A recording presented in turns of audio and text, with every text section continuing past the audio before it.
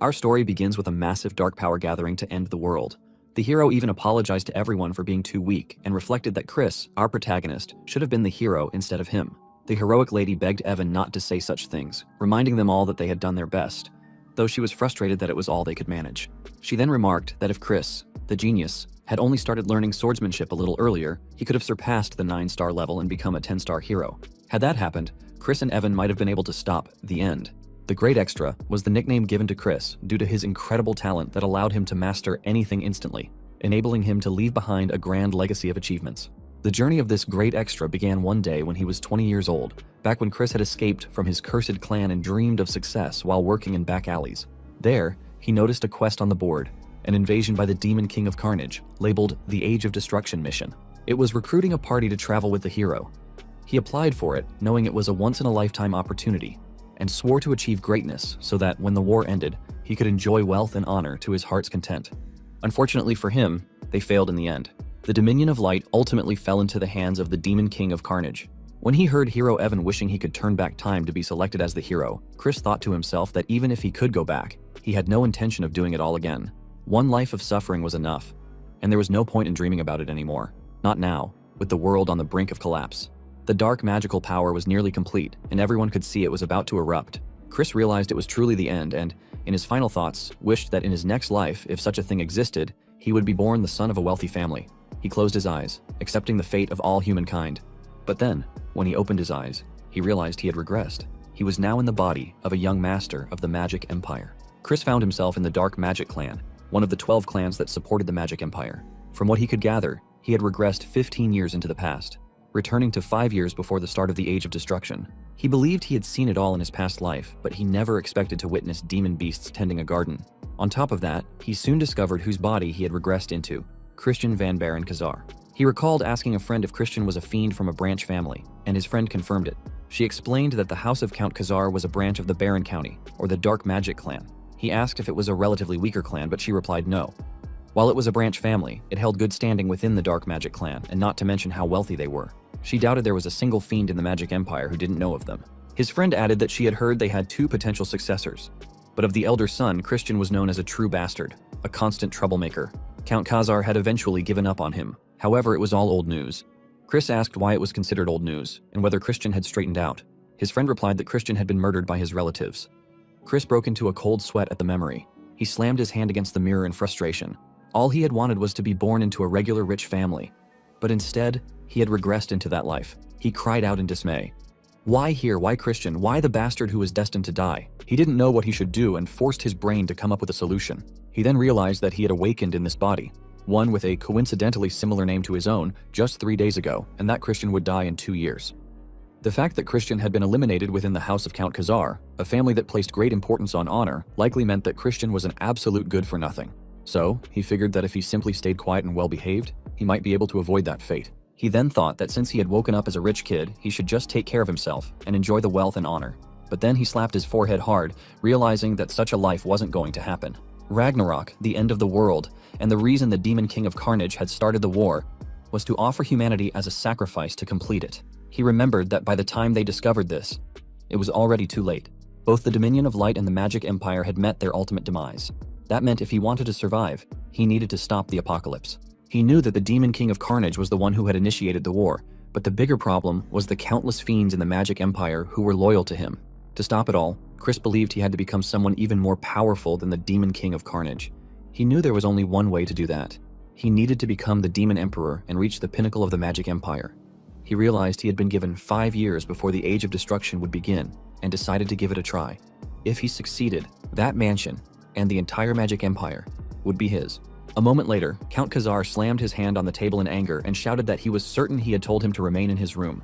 Count Kazar then asked him if he had no shame in showing his face there after causing that incident not long ago. He warned him that if he acted out of line one more time, he would personally cut off his head. He remained silent, realizing that Count Kazar had an incredibly intimidating aura. But then Count Kazar was caught off guard when Chris calmly explained that he had come to apologize for all the wrongdoings he had committed up until now. Chris knew that if he wanted to move forward with his plan, he had to shed the good-for-nothing image Christian had built up. Count Kazar asked him what he had just said, and Chris replied that he was truly sorry for everything he had done, and promised that it would never happen again. Yet, Count Kazar asked if he expected him to believe such words mere days after his last disgrace, and whether he intended to mock him. He looked away, wondering what the most recent mess Christian had gotten into before his regression had been. He had heard so many stories that he couldn't even pick one out. Still, he admitted that part of the reason Count Khazar had lost faith in him was his own fault. He explained that 3 days ago, he had lost a portion of his memories, and in trying to recover them, he had reflected on his past actions and realized how misguided his life had been. He once more apologized with all his heart. However, Count Khazar was not about to back down and reminded him that he had heard excuses like that countless times before. Chris agreed that words alone meant nothing and assured Count Khazar that he would prove himself through his actions going forward. He then begged Count Khazar to send him to the punishment cave and swore to stay there for a month, determined to show him a different side of himself. The punishment cave, a prison used for high-status fiends, was a place devoid of light, where all 5 human senses were blocked. Even a few days inside were enough to drain one's mind. However, it was the perfect place for Chris at the moment, as he needed somewhere to escape the gazes of others. Count Khazar asked him if he truly wanted to confine himself in the punishment cave for a whole month, adding that he doubted Chris could last even half a day. But Chris responded with confidence, stating that he was fully aware of how difficult a place it was. Still, he believed it was the bare minimum required to earn Count Khazar's trust. Count Khazar stared at him in silence for a moment before asking if he realized how many times they had already had this conversation. He reminded Chris that every time, he had only ended up disappointed once again, leaving Chris speechless. Fortunately for him, Count Khazar agreed and said he would play along, offering him one final chance. But he warned that if nothing changed after a full month, he would banish him from the clan. Chris clenched his hand tightly, knowing that would essentially be a death sentence. There were countless people who would aim for Christian's life once he lost the clan's protection. Even so, he responded that he understood and then asked Count Khazar if he could prove he had changed to grant him one request. This angered Count Khazar, who told him he sounded arrogant, like he was certain he'd come out unscathed. Yet he agreed, swearing that if Chris could show he had turned over a new leaf, he would grant him any request. Count Khazar then walked away, correcting him with a cold remark. It didn't mean he believed it would ever happen. A moment later, Chris was in his room, staring intently at something on the table when Cox, the butler of House Khazar and a half-vampire, entered to report that the punishment cave had been prepared. Chris placed the object down on the table and replied that he understood. He followed Cox through the hallway, while the servants whispered among themselves that the good-for-nothing had volunteered to enter the punishment cave. They speculated about what kind of scheme he might be plotting this time. Chris overheard them mention the recent incident where he had insulted the young lady of the Poison Magic clan, an incident Count Khazar had to personally apologize for. They whispered that it had been humiliating to save face before a rival clan, and they wondered when he, a known good-for-nothing, would finally mature. Some even began placing bets on how long he would last in the punishment cave. When Chris heard the highest bet was 2 days, he smirked and continued walking silently, unaware that someone was watching him. Eventually, they arrived at the punishment cave. 2 massive fiendish guards were stationed at the entrance. Chris looked at them and thought that using Death Knights as guards was quite fitting for the Magic Empire. He began walking toward the cave door, unconcerned with the guards, as long as they could keep others from entering the cave. But suddenly, someone called out, "Big brother!" He turned in confusion and saw a familiar face. Then he realized it was Christian's biological younger brother, the model student, Thurn van Baron Khazar. Thurn then drew his sword and aimed it at him, which shocked Chris, though he remained calm and simply stared into Thurn's eyes. It scared the hell out of him, but he couldn't show it. He calmly asked Thurn what business he had with him, since it didn't seem like he was there to wish him farewell. Thurn told him that he was well aware that Chris was a disgrace to the family, and although he didn't know what kind of trouble Chris was planning now, he warned him that if he sullied the family's honor again, he would personally kill him. Thurn then asked if he understood and informed him that this was his final warning, making Chris realize that it must have been Thurn who Christian had died to. He remembered having met Thurn personally during the Age of Destruction, where Thurn was a fiend famous for curse magic. Chris sighed, thinking that Thurn had been cute as a child and had trained diligently. However, now he was just a brat in front of someone like him, someone who had faced the horrors of the Age of Destruction. Chris calmly pushed Thurn's sword aside and told him to move it. Thurn was startled by his reaction and asked what he had just said, but Chris simply replied that he understood the warning and ordered him to be on his way. Thurn insisted he was serious and started to warn him again, but Chris turned away and entered the punishment cave, leaving Thurn stunned and speechless. Thurn then stuttered, raising his voice to ask what was with that attitude. Inside the punishment cave, Chris walked deeper and noticed that he could no longer see or hear anything. Only the faintest sensation remained at his fingertips. He guessed that was intentional, so prisoners could still feel the objects they brought in. Otherwise, they might starve to death. He knew that an ordinary person would quickly become mentally drained in such a place. However, that was irrelevant to him. He had experienced worse during his days as a treasure hunter, and the isolation of the 5 senses was exactly what he wanted. It would allow him to look deeper within himself. Without his 5 senses, Chris couldn't overhaul his currently broken body. It would take a lot of time and luck, but with the medical skills he had suffered to master as the Divine Doctor, the bone compression art he had modified from the body modification techniques he learned in the circus, and the magic stones of various properties, it was certainly possible. He picked up one of the magic stones with his fingers, thinking that he wouldn't have been able to get a hold of such stones, considering how expensive they were, but guessed it was one of the niceties of being in an elite clan. They had honored his requests, even though he was known as a good-for-nothing. It reminded him how, in his previous life, even he and Evan had struggled to obtain magic stones. He took out the magic stones, knowing that he had to start with the white magic stone, which would purify toxins. It was a boring process, but he understood that it was essential. It required him to meticulously cleanse any toxin buildup throughout his body using white mana. However, even the slightest mistake could cause searing pain across his entire body. He began to purge every single toxin from within, and in just seconds he was 100% purified, having completed the process without even getting hurt. For him, it was a cakewalk. On the other hand, at the same time in the Count's office, Count Khazar asked Cox how Chris was doing. Cox replied that Chris had obediently entered the punishment cave, but he was worried it might break Chris so badly that he wouldn't even be able to call for help. That made Count Khazar wonder if sending Chris into the punishment cave had been a mistake. Count Khazar recalled that Chris had such a promising future as a child. He didn't know what had caused him to fall apart so suddenly, and wondered whether his gifted nature had made him arrogant. Count Khazar thought that, whatever the reason, he'd rather see Chris completely ruined or even dead than living such a wretched life. But then, he remembered Chris's confident vow to show him through his actions. Count Khazar shook his head and reminded himself not to have any expectations. Chris had deceived them too many times before. He then asked Cox if he had noticed anything unusual when Chris entered the cave. Cox was startled by the question and hesitated to answer, which angered Count Khazar, who ordered him not to hide anything and to report every detail. Cox admitted that Chris had taken magic stones into the cave, including a dream stone, an item that induces hallucinations. He told Count Khazar that since they didn't know the side effects, they should immediately open the cave and pull Chris out. But Count Khazar firmly clenched his fist and replied no. If that was the case, he said, then they should leave Chris to die. 1 month later, Count Khazar stood in front of the punishment cave, thinking that Chris must be a wreck by now. Suddenly, the cave door opened from the inside, and Count Khazar was shocked to see Chris completely fine and clean. Chris stepped out and cheerfully told Count Khazar that he had arrived and had been waiting for him. He walked out of the cave and stopped in front of him, asking if he was surprised, and reminded Count Khazar of his promise to return as a changed man. Count Khazar became teary-eyed upon seeing the confidence in Chris's gaze, a look he hadn't seen since Chris was a child. Count Khazar admitted that Chris had successfully endured the punishment. Chris laughed and asked if that was a compliment, but Count Khazar told him not to get on his high horse over something so minor and reminded him that they still didn't trust him. Chris responded with a sigh, saying that just meant he'd have to work harder, and silently thought that Count Khazar was a rigid old man. He figured that Count Khazar believed he had barely endured the cave, but that wasn't the case. Chris had been so busy training that he hadn't had a single moment to feel bored. First, he optimized his body to master swordplay.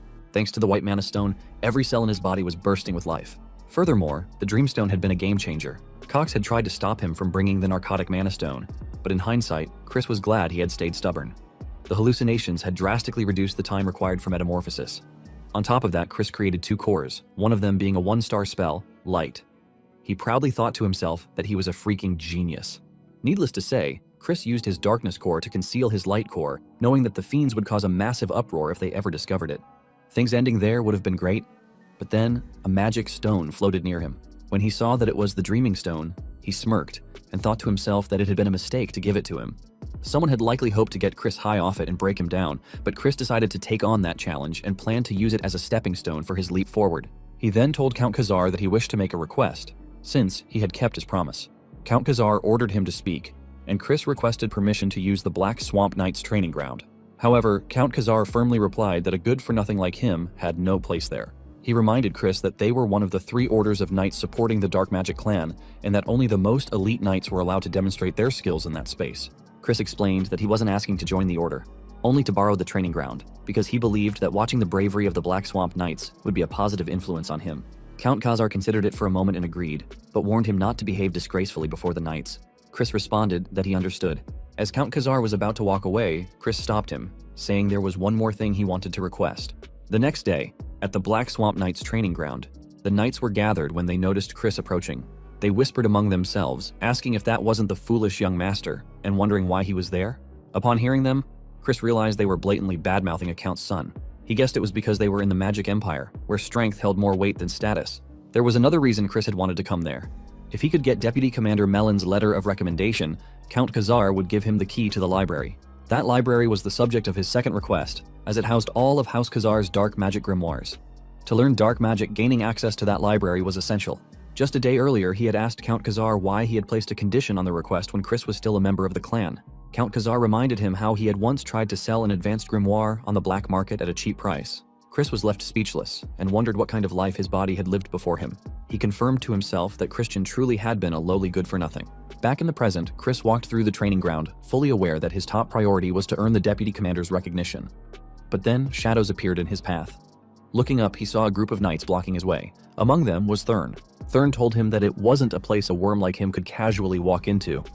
Though frustrated to see Thurn again, Chris smirked as an idea came to him. He figured this might be a good opportunity. Thurn then warned him to go back, approaching him while saying that he was sure Chris didn't want to throw away the life he had so narrowly saved in the punishment cave. Chris sighed and asked Thurn if he could truly stand by those words when it was their father who had permitted him to enter the training grounds. Thurn was shocked upon hearing it and couldn't believe it. Suddenly, someone approached from behind, saying she respected the Count's decision, but that he was not very trustworthy. When Chris turned around, he saw it was Deputy Commander Melon. He also noticed that she was releasing a dark aura, at least 4-star in strength, leading him to guess they intended to scare him off from the start, unaware that he was already used to threats like this. He respectfully greeted Melon, which surprised her. She couldn't believe he had withstood her dark energy. He then told them that since the Deputy Commander was stepping in as well, there was no helping it. He would prove he was qualified to use the training ground. Melon asked how he intended to do that, perhaps by fighting one of the fiends present and winning. She warned him that his joke had gone too far. Yet Chris calmly responded that he wasn't joking and requested that she refrain from using dark energy. As she knew, due to his debauched lifestyle, his dark energy capacity was far from what it might have been, so he would prefer an unarmed duel, if possible. Melon knew that even for a duel, allowing the heir to get hurt would be troublesome. She asked if he really thought he stood a chance in an unarmed fight. He replied that they would have to see, and asked her to choose his opponent. Then, flicking his fingers, he pointed at Thurn and told Melon that Thurn would do. Thurn was enraged and demanded to know how he dared. Melon told Chris it would be better to find a more suitable opponent and asked if he was aware that Thurn was a 2-star level fiend. 2-star. A level no ordinary 13-year-old could reach. Without raw talent, it didn't matter if someone was 13 or 23. They wouldn't even scratch the surface of such power. But Chris wasn't just any ordinary bastard. And he knew it. He shook his head and smiled at everyone, saying that if he had to prove himself anyway, it made more sense to fight someone stronger. He added that he thought fighting Thurn would be best. Then, looking at Thurn teasingly, he asked what he thought, and whether he was scared of his big brother. That enraged Thurn even more, and he accepted the duel. Moments later, the knights surrounded them and shouted for Thurn to take the opportunity to destroy Chris. They said if he sent Chris back in one piece, they'd all be getting special training that day. Chris ignored the hateful remarks thrown his way and asked Melon how the winner would be decided, whether the fight should continue until one side surrendered. Melon thought him insolent for not even knowing his place and mused that it would be nice if Thurn crippled him by taking a leg or two. She then answered that surrendering was too dull. They would fight until one side was incapacitated. Chris feigned surprise and teasingly asked Thurn if he heard the rules and what he planned to do now that everyone expected a serious beating. Thurn, furious, called him an insolent fool and swore to shut him up for good. But Chris suddenly punched Thurn in the face with such speed that it shocked him. Chris then teased, asking what was the matter and casually informed him that the fight had already begun. Thurn glared at him in fury and tried to punch him back, but Chris dodged it. He knew this fight was practically cheating.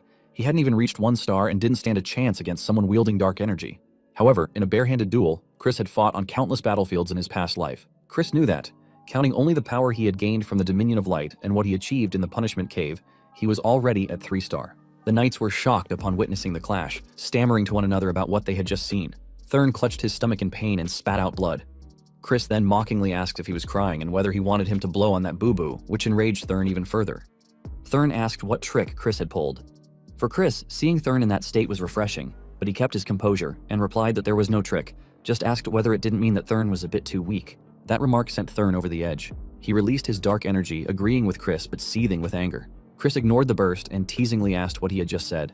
He couldn't hear him because he was too quiet. Thurn then stretched his arm out and launched at him with high speed, shouting that he would kill him. Chris narrowly dodged his strike and teasingly commented on his speed. Thurn then launched a barrage of punches, but Chris dodged them all with ease. Chris blocked one of Thurn's arms and dissipated the dark energy, which stunned Thurn. Before he could react, Chris landed a clean punch to his chin, knocking Thurn out cold. He knew from experience, fighting was all about instinct. Thurn collapsed to the ground unconscious while the knights stood with open mouths, shocked and in disbelief. Chris slowly approached Thurn as the knights whispered among themselves, wondering if Thurn had let his guard down. Perhaps he had withdrawn his dark energy to avoid hurting Chris too badly. For all of them, including Melon, it didn't make sense unless Thurn had held back on purpose. Chris then turned to Melon and asked what she thought. Was it enough to prove he was qualified? She calmly replied yes. He thanked her for acknowledging it. Inside, he was proud and excited that it had worked. Outwardly, he remained calm and composed. thinking to himself that from now on, he would devour everything, swordsmanship and magic alike. Days later, in his room, he released his dark magic power and saw that he had finally reached 1 star in dark magic. He thought to himself that it had taken longer than expected, as he was still not fully accustomed to handling dark energy and there was a lot of residue left behind by Christian. He rang the bell while thinking that he would need to raise his level even further for it to become possible to wield the power of light simultaneously. A ghost maid then appeared. It was Marie, Christian's assigned maid. He couldn't believe they were using a high-level evil spirit, a banshee, as a maid, but he understood it was likely due to Christian's constant troublemaking that they couldn't use anyone else. He silently swore that he would definitely replace her later and ordered her to bring him some juice so he could drink it and head off to train. She asked if she should prepare the juice with human blood, but he ordered her to make it with strawberries. Yet she moved closer and informed him that blood juice tasted super good. He was frightened, but managed to insist on strawberry. However, she tried to suggest blood juice again, pushing him to the edge, so he shouted at her to bring strawberry juice. A moment later, after drinking his strawberry juice, Cox arrived and asked if he was going to train even though it was still early. Cox expressed concern that Chris might be pushing himself too hard, but then he corrected himself and said he was actually pleased and proud of Chris's diligence, adding that he believed in him even when everyone else had pointed fingers. Chris, however, glared at Cox in irritation. He released a wave of dark energy and angrily asked him who he thought he was to decide whether to believe in him or not. He told Cox that he never asked for his belief in the first place. Startled, Cox bowed deeply and apologized for overstepping his bounds, then wished Chris a good training session before hurriedly leaving. Still, Chris was sure that something was fishy about Cox. Soon after, Chris arrived at the training ground and noticed that the knights' gazes looked more docile than before. He put his bag down and wondered if now, with their guard lowered, it might be possible to win them over little by little. He then began swinging his sword in training. One of the knights watched him for a moment before heading into the nearby tent, the resting office of the deputy commander. The knight entered Melon's office and reported that Chris had shown up at the training grounds again. Melon wondered what on earth he was plotting and what that duel had really been about. She recalled Thurn's movements during the fight were impressive, yet she still couldn't believe Chris had dispelled Thurn's dark energy at the perfect moment. She began to wonder whether Chris could see through the flow of battle. If that were true, then perhaps Chris even had the talent to surpass Lord Eshid de Baron, the direct heir of the main family. But then Melon's thoughts shifted again. She reminded herself that Chris was still a bastard who had already lost much of his dark energy through his debauched lifestyle. In her mind, it should have been impossible for him to close that gap now. Suddenly, she heard a loud noise from outside and rushed out of the tent to ask what was going on. One of the knights explained that Chris had apparently had a small conflict with a squire, and everyone was shocked to see that Cannon, a 1-star fiend, had collapsed on the ground. The revelation sparked rumors and suspicions that Chris might have reached 1 star himself, leaving Melon equally stunned. Chris, standing confidently, told them that he had wanted to witness the legendary prowess of the Black Swamp Knights, but so far, they had failed to live up to their reputation. He then asked if no one else would step up, or if they really were just a cowardly order of knights. His words infuriated the knights. Just then, a massive knight stepped forward and introduced himself as Torin. Chris smiled, realizing they had fallen into his trap, and told Torin to come at him. Torin raised his wooden sword to attack. Chris knew they would never willingly teach a good-for-nothing bastard the secret techniques of the knights, so he had no choice but to steal them. He blocked Torin's attack and countered, closely observing the grip angle and fluid footwork. He tightened his hold on his wooden sword, identifying the mud swordsmanship he had only heard about in rumors. He guessed that if he performed it roughly, it would work. He copied the grip and footwork technique, then slashed his wooden sword at Torin's face. The blow shocked Melon even more, and Chris smiled proudly knowing he had executed it perfectly. Just minutes later, Torin lay defeated on the ground, and Chris sat on top of him. The surrounding knights panicked, seeing that he was actually that strong, wondering whether his darkness core had truly been ruined and how he had reached 1 star. Amid the chaos, Melon stood frozen, realizing that she hadn't been mistaken after all. Chris looked around and coldly remarked that the display was disappointing. He added that it seemed he had placed too much faith in the knights, and if their skills were that pathetic, then perhaps their deputy commander should bear some of the responsibility. Hearing that, the knights panicked, wondering if they should stop Chris and thinking he was crazy for provoking Melon. Melon, barely containing her rage, told him that she understood his excitement from an unexpected victory, but asked if he wasn't getting a bit too carried away. Chris stood and replied by challenging her, suggesting that she show him the true skills of the Black Swamp Knights. Melon then drew the knight's sword beside her, shocking the knight, and sent a powerful slash near him. The ground cracked deeply from the force. She furiously called him a bastard and warned that she could deal with someone like him in just a second. He calmly asked her if she planned to fight someone like him using her full power, and proposed that they limit their dark energy to the 1-star level and prohibit the use of dark magic. He also suggested that they use wooden swords as weapons. She grabbed the wooden one and pointed it at him, telling him she'd break both of his legs using just half of 1-star power. He calmly told her that he would put his legs on the line and asked, "What about you?" She replied that anything was fine, because he wouldn't be walking away from there today. She then dashed toward him and swung her sword with force. He fortunately managed to block it, but she was far stronger than he was, and he struggled to hold his ground. She then bombarded him with attacks, but he managed to block each strike. The knights watching couldn't believe he was holding his own, considering he was up against the deputy commander. They speculated that perhaps it was only because Melon's main weapon was a greatsword. Melon, on the other hand, knew it wasn't about the weapon. For some reason, her attacks weren't landing on Chris. She reminded herself that Chris was a weakling through and through. He shouldn't be any match for her. But she began to question if what was happening now was similar to when he had fought Thurn, and even before that. Chris smiled upon seeing Melon's confusion and told her it looked like things weren't going her way, which infuriated her further. She told him to shut up, then tightened her grip on the sword. She then began gathering dark energy in her sword and sent a powerful slash in his direction, shattering the ground. Chris immediately dashed to the side, successfully dodging the blow. Then, at high speed, he charged toward her and headbutted her in the face, shocking her. She instinctively clutched her nose, even more surprised when she saw it bleeding. He was pleased that his plan had worked. Melon was a spell sword, and as long as her dark magic was bound, a lapse in defense would leave her unable to recover with physical strength alone, or so Chris had judged. He knew that if Melon were a pure sword-focused fiend, it might not have worked. Melon laughed loudly and admitted she never imagined he'd use a headbutt. She confessed that she had underestimated him too much and vowed to focus from that point on. He pointed at her neck and asked if the fight wasn't already over. She looked down and saw a faint scratch. He explained that he had scratched her with his nail during the headbutt and asked what would have happened if his nail had been laced with poison. Accepting defeat, she told him to name his desire, but in return she asked if she could have the opportunity to fight him again. He replied that if it meant a rematch, she would have to agree to a second request, to which she nodded. He then approached her and whisperingly asked if she would kneel before him. Startled, she whisperingly responded that she understood that it was an impossible condition to meet. Her loyalty lay with the main family of the Dark Magic clan, House Baron. He whispered back that he knew she was only there on an excursion from the main family, but asked her if that wouldn't resolve itself if he were to become the young lord of the clan. Shocked, she asked what he meant by young lord. She called it utter nonsense, reminding him that the 5 young lords whose succession rights had been recognized were all direct descendants of the main family. But he responded that there was no rule stating a branch family member couldn't become a young lord, and in any case, he accepted her dual request. He then asked Melon if they could have their rematch in a month, explaining that he needed time to train as well. He added that next time they would place clear limits on themselves. She told him that, if that were the case, he would have no chance of defeating her. But he simply replied, "Who knows?"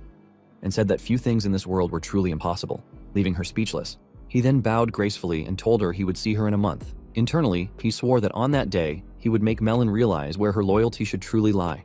Later, he presented Melon's letter of recommendation to Count Khazar and reported that the fiend's fundamentals were lacking, so they would need to place more focus on training. Count Khazar silently examined the letter and recalled Melon's report that Chris was a genius. Despite his low star rank, he had easily defeated others with solid foundations, and even she had been defeated by him. Count Khazar asked Melon to confirm whether she had been defeated as well. She admitted it and told him that it had been a rare fight, one she actually enjoyed. Count Khazar looked at Chris and thought, perhaps this time, he had truly changed. Chris was puzzled by Count Khazar's gaze and asked if there was something on his face. Count Khazar simply replied, "Nothing." He then granted Chris the key to the library, as promised. After receiving it, Chris stepped out of the room and proudly raised the key, congratulating himself. He had not only obtained access to the library, but also managed to change Melon's mind. He knew that Melon was a fiend from the main family of the Dark Magic clan, and that, during the Age of Destruction, she had been active as a 6-star high fiend. If he wanted to take control of the entire Dark Magic clan, he needed to make Melon one of his own. Chris understood that he hadn't completely won Melon over yet, but he was confident 1 month would be enough. His arrogant self firmly believed he was a genius. As he walked away from the office, he thought back to Count Khazar's expression and wondered if it had been a look of fatherly pride. Perhaps fiends had familial attachments too. Maybe Count Khazar would turn out to be a better father than the one Chris had in his previous life. Entering the library, he swore to his new father that he would not disappoint him. He was immediately amazed by the library's contents. There were books on blood magic, summoning studies, curse studies, and more, all topics forbidden in the Dominion of Light. He picked a book from the shelf and began to pull it out. But then Marie appeared behind it and emerged, startling him so badly he stumbled and shouted, asking why she was there. Laughing, she asked, "Why else?" and explained that she had once been the librarian of the place, leaving him even more confused. Marie then shyly covered her chest and asked if he perhaps wanted to monopolize her as his personal servant girl, which disgusted him. He immediately ordered her to shut up, but she didn't stop, telling him that her heart was going to explode from his direct language. This infuriated him even more, and he shouted again for her to shut up, yet she just laughed. Marie then noticed that the grimoire he had chosen contained a 4-star dark magic spell called Binding Seal, and she told him that, as he wouldn't be able to comprehend it. He shut the book arrogantly and told her it was fine, because he was a genius. Marie was left speechless for a few seconds, then acted proud and declared that not only was he a genius, but he was also handsome. That irritated him, and he told her not to force it. She then asked if there was a reason he specifically chose that book. He replied yes, because he needed to catch a rat. The next day, he was at the training grounds doing the morning run alongside the other knights. As he ran, he thought about who the rat might be. The first suspect was Thurn. No one in the house despised him more for being a good-for-nothing. The second was Cox. Even though Cox wasn't a descendant of the clan, he had free access to the punishment cave. Chris also knew that among fiends, power was more important than social status, yet Cox clung to him, constantly flattering him. He guessed it could even be a third party he wasn't yet aware of. Either way, whoever was behind it clearly wanted to see him in ruins, especially after they slipped the Dreamstone into the punishment cave. He stopped running and considered whether he should act like the bastard they wanted him to be. He knew that whoever looked most pleased with him behaving badly was likely the culprit, so he cursed loudly and shouted that it was way too hard, then walked off, telling the knights to enjoy their run. He quit. The other knights were left confused, asking each other what was going on with him. Later, at the dining table, he threw a plate of food onto the floor, prompting Count Khazar to rise furiously and shout his name. Chris simply responded that the servant should have served him proper food to begin with. He then arrogantly yelled at the servants not to just stand there and ordered them to remake his meal. Count Khazar glared at him in anger and said he was a fool to think he had finally matured. Then, disappointed, Count Khazar left the table. Chris felt a little bad but reminded himself it was for the good of their family. He hoped Count Khazar would eventually understand. In the following days, Chris wanted everyone to call him the Devil. He worked hard to spread rumors that he had gone back to being a bastard. He bullied maids during their cleaning, spent money like it meant nothing, and tormented everyone around him. One day, Marie poured juice into his wine glass, which made him furious.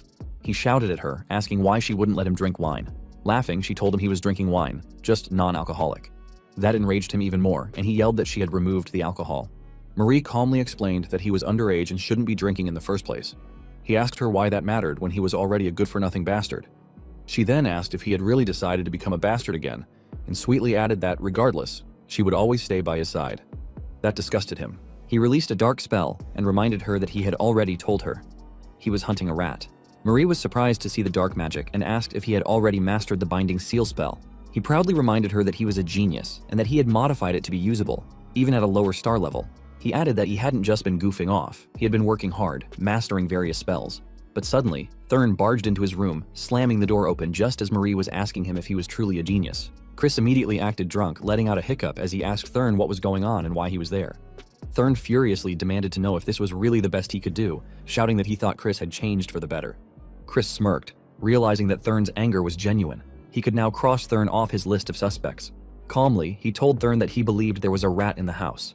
Thurn was confused and asked what he was talking about. Chris explained that someone wanted to see him fall, and he intended to play along with their scheme for a little while. Thurn asked if he was saying everything had been an act, and Chris confirmed it with a nod.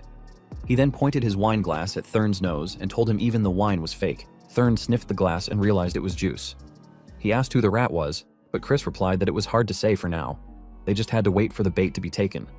Then, Chris purposely threw the wine glass onto the floor. A servant quickly rushed into the room asking if something was wrong. Chris shouted that the wine wasn't what he asked for and ordered the servant to tell the butler to bring him another bottle. The servant nervously responded that Cox was currently preoccupied. Chris asked if Cox was busy, then said he'd pay him a visit himself, still maintaining his drunken act. Thurn was surprised by how convincing the performance was. Minutes later, Chris arrived at Cox's office and slammed the wine bottle down on the desk in front of him. Cox asked what brought him there, but Chris picked up the bottle again and poured the liquid over Cox's head. Slurring his words, Chris accused him of looking down on him, saying the wine wasn't what he had asked for. Cox immediately stood up and insisted he wasn't looking down on him and would send someone to fetch the proper wine right away. But Chris disagreed and ordered Cox to get it himself. Cox clenched his fists in frustration and told him that he was in the middle of something. Chris responded mockingly, asking if Cox planned to keep working in that state and reminding him that he should change, so he'd better get going. Grinding his teeth, Cox tried to calm himself and agreed. He walked away, unaware that Chris was watching him closely. In truth, Cox was struggling to contain his rage, thinking he should be commended for his patience but unable to suppress the hostility building inside. Once Cox was gone, Chris looked at the papers on the desk. He examined them carefully and smirked. He had a feeling Cox might be the rat. If so, he'd likely be involved in shady dealings related to the finances. But the evidence wasn't enough yet. He needed a real smoking gun. He put the papers back in place just as Cox returned with the wine bottle Chris had requested. Chris thanked him and asked if he was mad at him. Cox immediately replied no, saying he could never be mad at him. Laughing, Chris praised Cox and told him that, though he didn't know if he should say it, Cox was his favorite. Cox bowed and responded that he was very grateful. Then Cox reported that he had a message for him. When Chris asked what it was, Cox said that his friends wished to meet him in secret at the usual place. That left Chris confused. He wasn't sure which friends Cox was referring to. Cox then feigned concern, saying he would rather Chris not associate with them, though it wasn't his place to judge his friends. Seeing Cox's reaction, Chris replied that he would go meet them, and Cox reluctantly agreed, acting as if he had no choice. Chris smiled inwardly, thinking that things were going even better than he expected.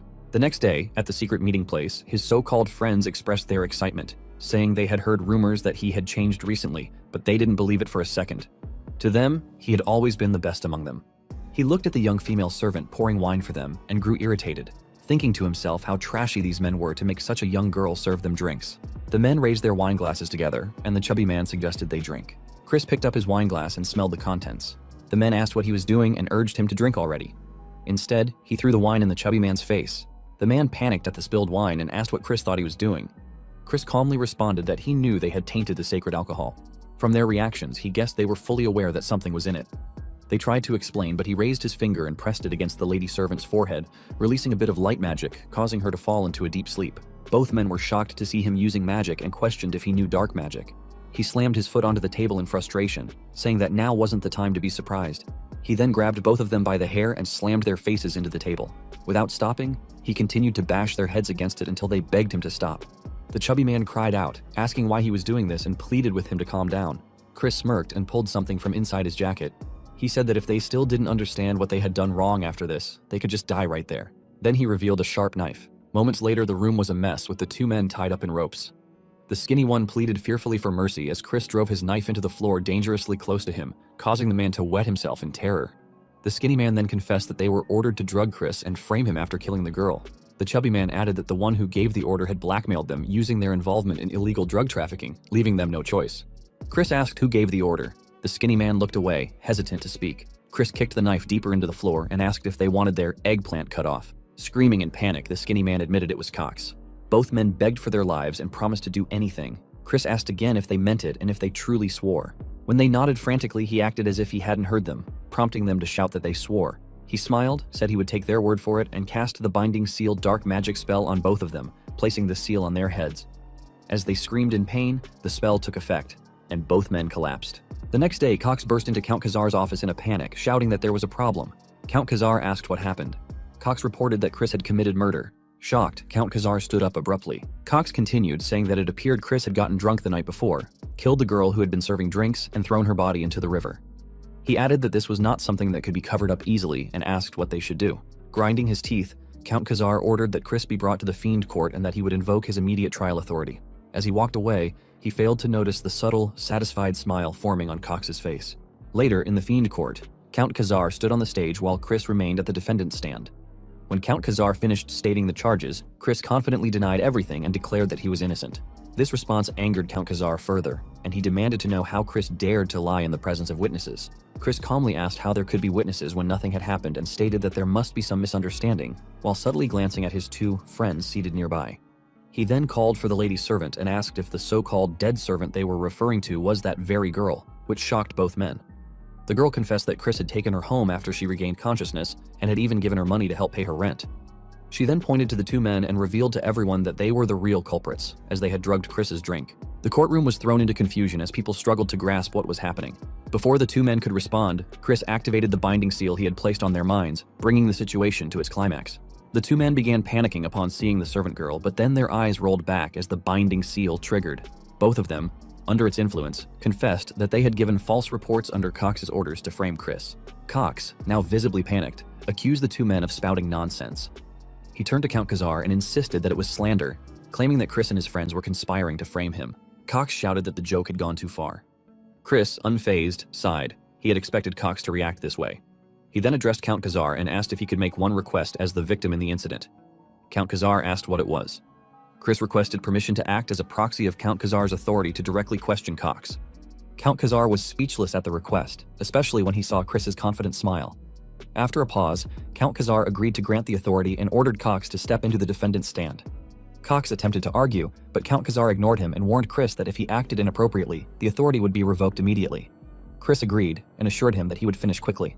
Chris then ascended the stage and formally declared that, as a representative of the great ruler of the Magic Empire, His Majesty the Demon Emperor, as a member of the Dark Magic clan governing the eastern region of the Southern Magic Kingdom, and as a representative of Count Khazar, he would now begin questioning the defendant.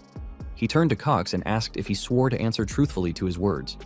Cox responded that he did. Chris asked again, this time invoking the authority of the Demon Emperor, and Cox raised his palm and swore once more. At that moment, Chris activated the binding seal spell on Cox's head, shocking everyone. Cox screamed in pain as the mark appeared on his forehead. The nobles present, watching as witnesses, could not believe a mere boy had cast a 4-star dark magic spell. What they didn't know was that the binding seal Chris had used was modified to function even at a lower star rank, with a condition. The target had to swear twice. Cox had walked straight into Chris's trap. Cox screamed, demanding to know what Chris had done. Chris asked in return if Cox hadn't just sworn to answer truthfully, and then questioned the reason Cox had hired those 2 men to frame him. As Chris controlled the binding seal within Cox's mind, the pain intensified, forcing Cox to admit that he had been ordered by someone who knew of his corruption and had threatened him. Cox added that the person had instructed him to ruin Chris, which is why he had tried to sabotage him from a young age, something Count Khazar could hardly believe. Chris asked if Cox was referring to the embezzlement he had been committing for some time and informed him that he had already seen through it. Then, stepping closer, Chris asked who had given him the order. Cox begged him to stop, but Chris tightened the control on the binding seal. Cox screamed again, then stuttered out the name Eschid. Chris didn't release the spell, pushing further until Cox shouted the full name, the second son of the Dark Magic clan, Eschid de Baron. Chris then released the spell. Cox, overwhelmed by pain and fear, tried to flee, knowing that Eschid would likely kill him. Chris then pulled the knight's sword, and without hesitation, he slashed off Cox's head in front of the entire court. Count Khazar was stunned in disbelief. Chris, calm and composed, addressed the court and declared that, under the borrowed authority of the Count, he had executed judgment on the sinner. Count Khazar then asked him why that was the decision he had made. Chris replied that if they had left Cox alive, the main family would have fabricated evidence and covered up the incident. As he continued kicking Cox's body, he added that they could not afford to be indulgent. More importantly, he intended to ensure that everyone present would remember the truth of what happened. This surprised both Thurn and Melon, who were watching from the side. He then reminded them that Eschid had attempted to sabotage him, which caused Count Khazar visible concern. Count Khazar opened a portal and ordered him to follow, which Chris did without hesitation. Once they arrived in another place, Chris asked where they were. Count Khazar replied that it was a secret training ground and explained that there were too many eyes in the courtroom. Count Khazar then asked if he meant to say that Eschid would cause more trouble because of the succession conflict. Chris nodded in response. Count Khazar admitted that the power and authority of a family are directly tied to the successor they support, and while Chris's decision may have been correct, it still felt hasty. Nevertheless, given the current situation, they would have no choice but to support the first young lady, as the first young lord was a crazed, bloodthirsty lunatic. Chris told him that there was another option. He himself would become the successor. Count Khazar was stunned and called the idea nonsense. Chris explained that someone from a branch family could be recognized as a successor if they possessed the necessary ability. Count Khazar reminded him that it was merely a rule in name and rarely enforced. Chris responded that he didn't know about the politics, but asked why Count Khazar thought Eschid had tried to sabotage him. Count Khazar replied that Chris might have been more talented than Eschid in childhood, but now he was far behind. Chris confidently said he would catch up quickly, and to do that, he needed Count Khazar's help. He asked Count Khazar to use his authority to recommend him for participation in the Sacred Dark Rite 2 months from now. Count Khazar warned him that one must reach 2-star to participate, and asked if he understood that he had only just reached 1-star. Chris, undeterred, assured him that he would reach 2-star within 2 months. When Count Khazar remained silent, Chris called him father and asked once more for his help. Days later in Count Khazar's castle, rumors spread rapidly about Chris's complete transformation. Word was that Count Khazar had been personally training him, training so difficult that even senior knights struggled with it. Meanwhile, in the secret training ground, Chris easily slashed a huge mushroom, noting to himself that he should bind it using mud swordsmanship and sever it using black scythe swordsmanship. Count Khazar was speechless upon hearing this, as he had only begun teaching black scythe swordsmanship that very day, yet Chris had immediately grasped it. Another mushroom appeared behind Count Khazar, and Chris asked if he really needed to approach it the way they had been doing. He questioned whether keeping the techniques so separate was truly efficient, which left Count Khazar momentarily confused. Chris then dashed toward the mushroom, saying he felt there must be a more effective method. He swung his sword, effortlessly slicing through the mushroom in a single motion. Count Khazar noticed it was mud swordsmanship and asked how Chris had managed to do that. Chris explained that the human-like mushroom's limbs were tough enough to merit mud swordsmanship, but he had wrapped it in the sword energy of black scythe. Count Khazar was deeply shocked inside, knowing that a 1-star should not be capable of such a feat. Yet he maintained a calm demeanor and admitted the combination was quite powerful. However, he warned that using 2 techniques at once would make it difficult to cast curses. Chris replied that it was super easy. He then demonstrated a combined technique using both mud swordsmanship and black scythe swordsmanship, while simultaneously unleashing curse magic. He remarked that it was barely an inconvenience. At that moment, Count Khazar could no longer hide his shock. 15 days later, he was lying on the training ground in exhaustion, complaining that running was far too difficult. It wasn't something he could half-heartedly do, especially since stamina was crucial for increasing his power stage. Someone then blocked the sunlight from his face and asked if he was already exhausted. It was Melon. She reminded him that the duel wasn't far off and said she was eagerly awaiting the promised day. He noticed that she always carried that intense presence and sat up, assuring her that he was doing his best to meet her expectations.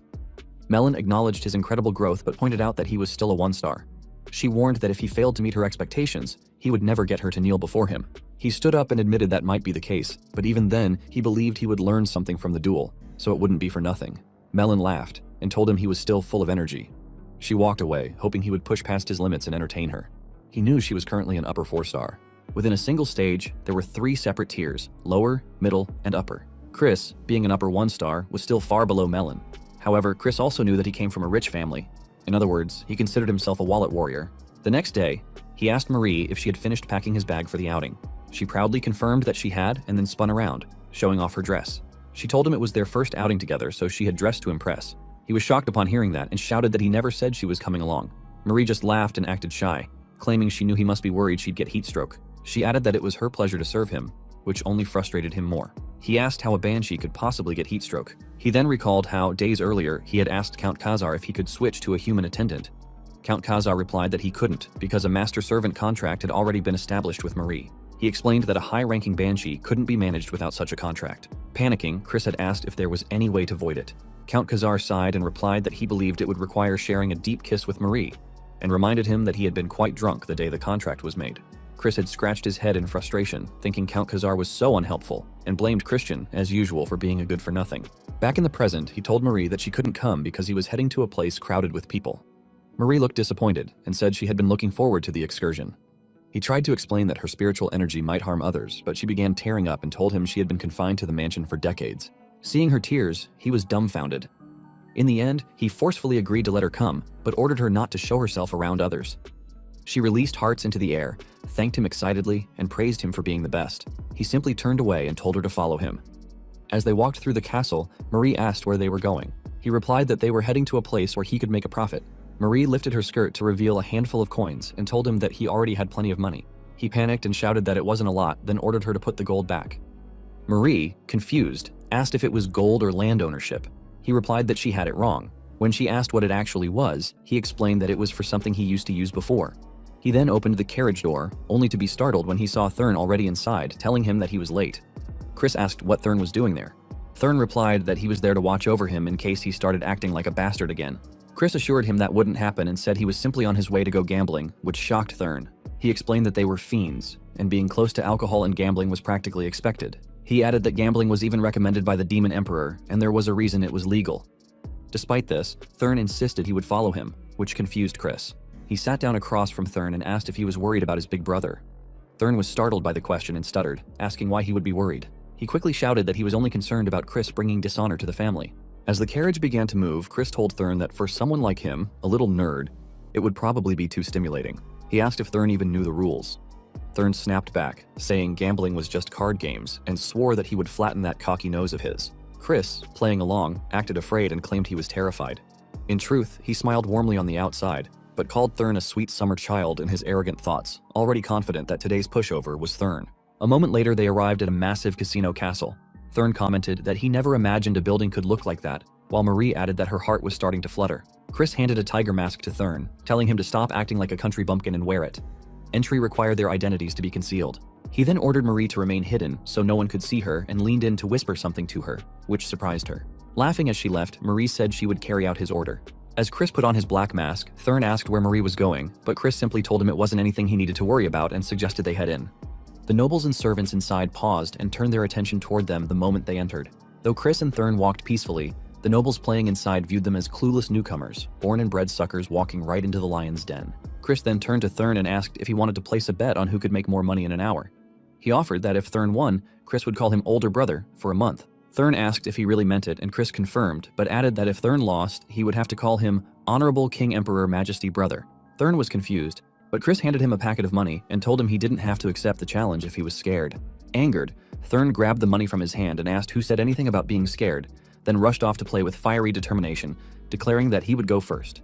Chris took a seat at a card table. An old man beside him said it was clearly his victory and commented that if he played a bit more, he'd probably earn a lot since he was quite good. Chris acted thrilled and loudly remarked that his luck was great today, but he knew exactly how these cons worked. Early on, the house let newcomers win a modest amount to build confidence, and once the target grew overconfident, they would bait them into betting big. Chris knew this routine well. Soon, he heard Thurn shouting that it made no sense. He was sure he had a good card. Chris smirked, thinking that Thurn was already caught in their trap. He teasingly asked Thurn why he didn't just go home and get some sleep, which infuriated Thurn. Thurn snapped back, asking if Chris wasn't also losing money. Chris replied that he had only lost 500 rupees. Thurn then shouted that he had only lost about 1,000 rupees, prompting whispers from the surrounding tables. Chris was glad to notice that the gamblers around them had already marked Thurn as a sucker. He was certain that a con man would reel him in soon. He asked if Thurn was planning to continue. Thurn angrily snatched more money from his hand and declared that he would keep going. As Thurn turned to resume playing, Chris teasingly reminded him that he had tried to stop him. But in truth, he wanted Thurn to lose as much as possible and become the perfect bait.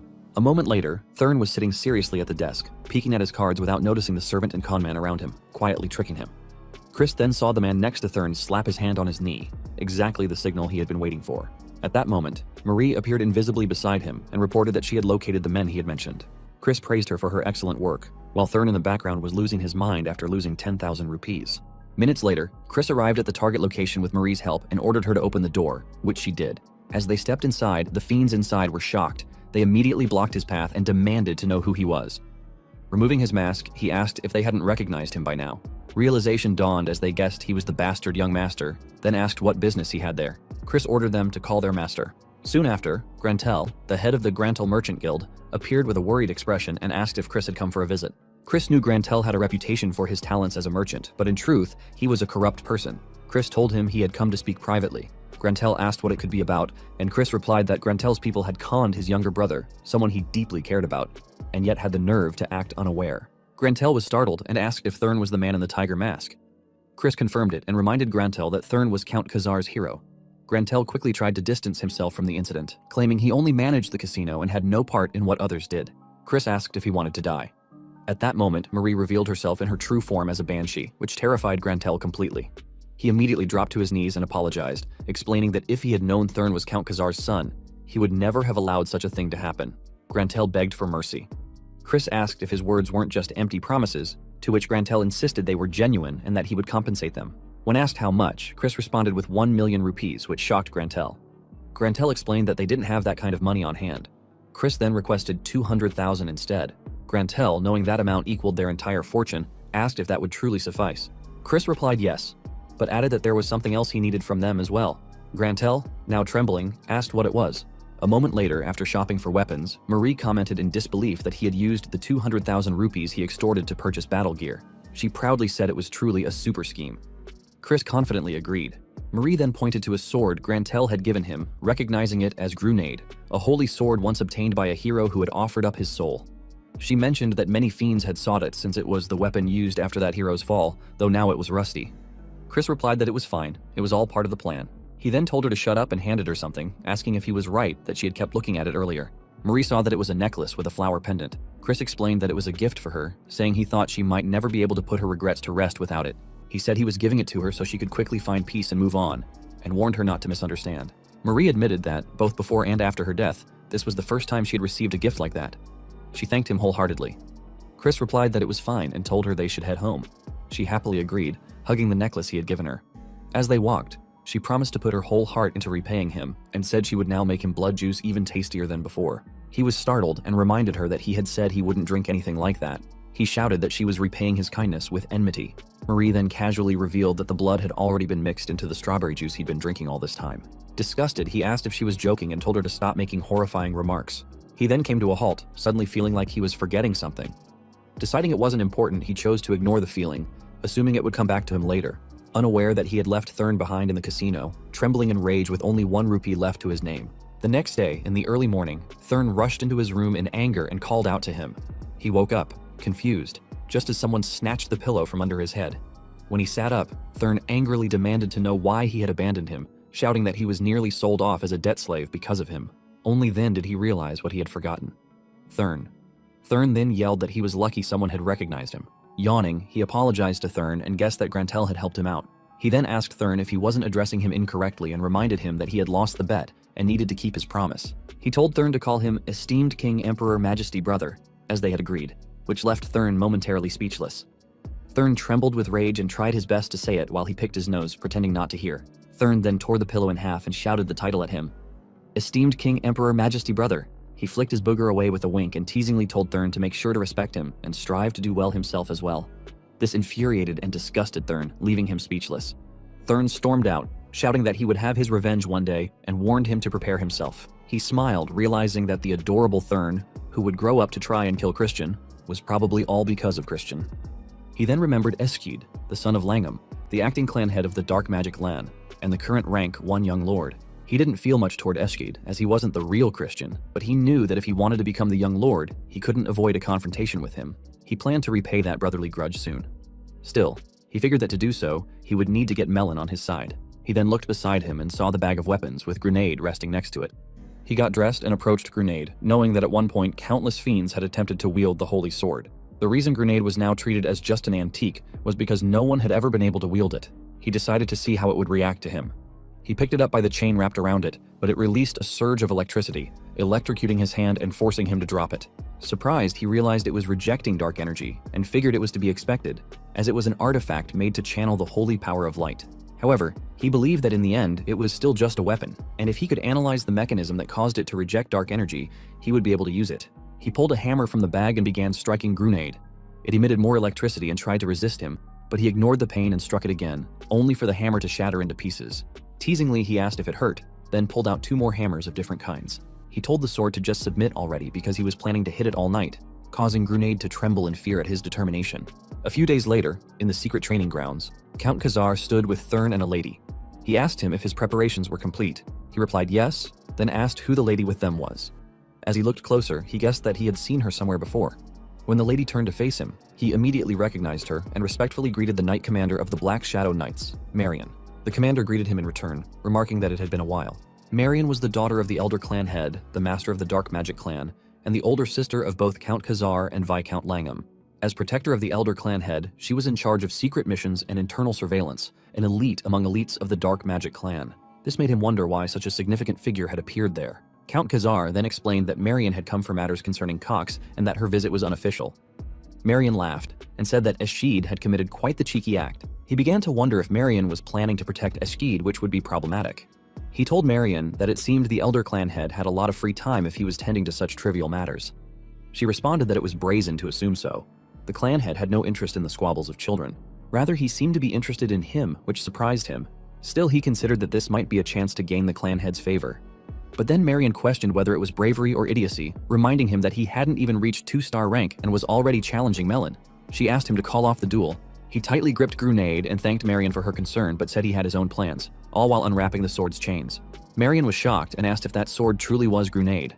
She told him he had officially gone insane. She'd always known he was a troublemaker, but not to that extent. She then turned to Count Khazar, calling him by his first name, Radon, and asked if he still stood by his claim that Christian had changed for the better. Radon confirmed it, but Marion challenged his belief, pointing out that this was the same Christian who now intended to use a holy sword in a duel. He asked Marion whether he wasn't allowed to use a holy sword and stated that all that mattered was victory, no matter what method or trick was needed.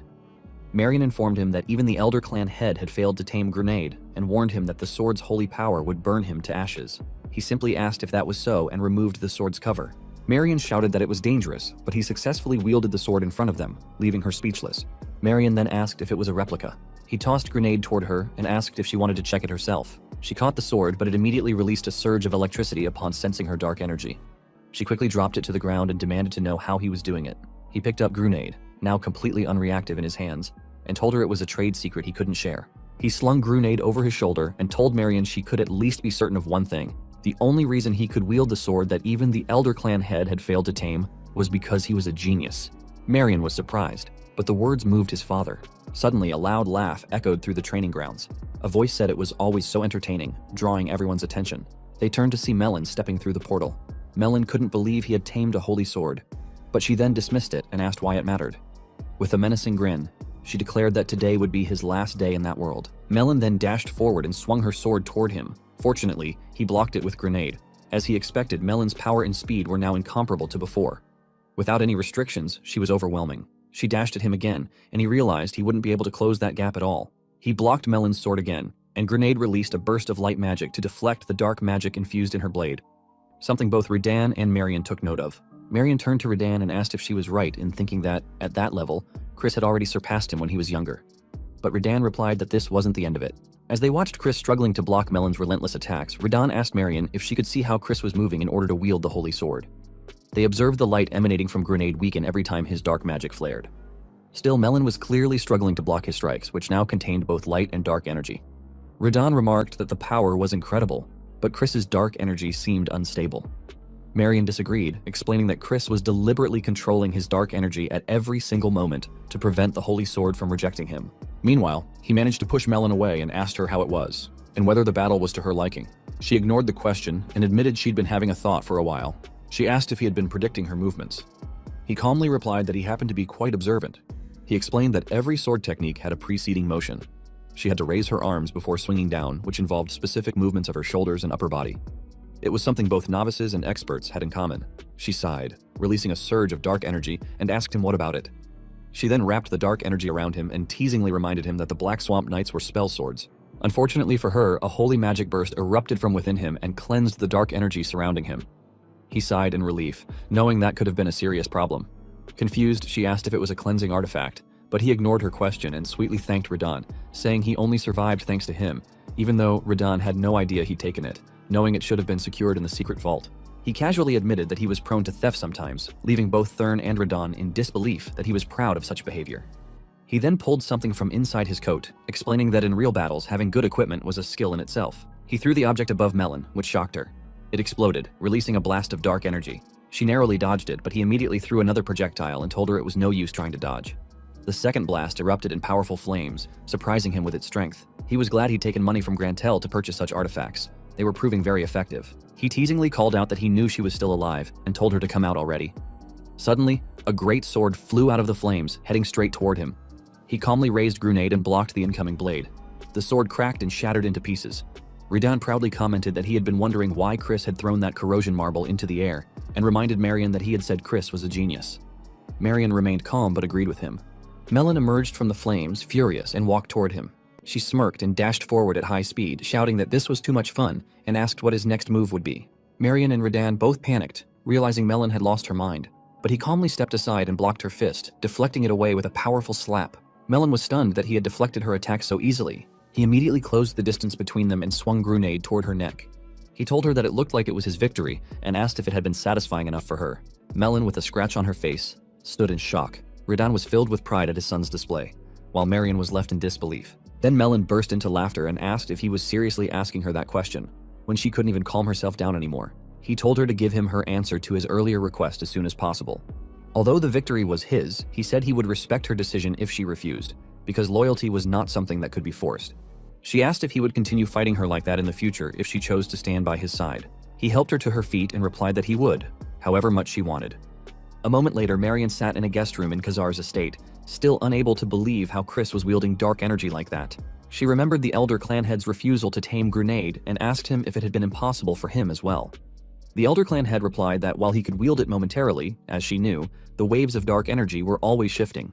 To wield Grenade, one would need to constantly adapt those waves into something the sword could not detect, and asked who could possibly do that in real combat. He then speculated that perhaps only a demon of Gehenna or the demonic dragon could manage it. Or, if not them, then maybe a crazy bastard who could control dark energy as naturally as breathing. Marion then remembered Chris proudly asking how he had done, and if it had been enough to earn her praise. She smiled as she recalled his confident grin and wondered, maybe her father's long-held wish could finally be fulfilled. The next day, in Khazar Castle's kitchen, he spotted a chief orc carefully cutting something, but it turned out to be just a small strawberry. The orc then gently placed the strawberry on top of a freshly made cake. He was visibly disgusted, unable to believe that the orc had been the one making strawberry cakes. Marie laughed and told him that, despite the chief's appearance, his skills were top-notch. The chief then asked what brought him to the kitchen. He replied that he was there to bake some cookies. Marie asked why he was making cookies, and he explained that he wanted to give them to someone. Her eyes teared up as she stepped closer, asking if it was a woman other than her. He shouted that it wasn't what she thought, though technically it was for a woman. Marie, still sulking, helped him put on an apron while he rolled up his sleeves. The chief offered to bake the cookies for him, but he declined, saying that making heartfelt snacks with his own hands was what truly mattered. He proudly told them that he might not look it, but cookies were his specialty. Just then, a red liquid splashed across his face. Turning in horror, he saw two other chief orcs smashing strawberries, so violently it looked like a bloodbath. Screaming, he asked if they were sure they hadn't added actual blood to the strawberry juice. Marie only laughed in response.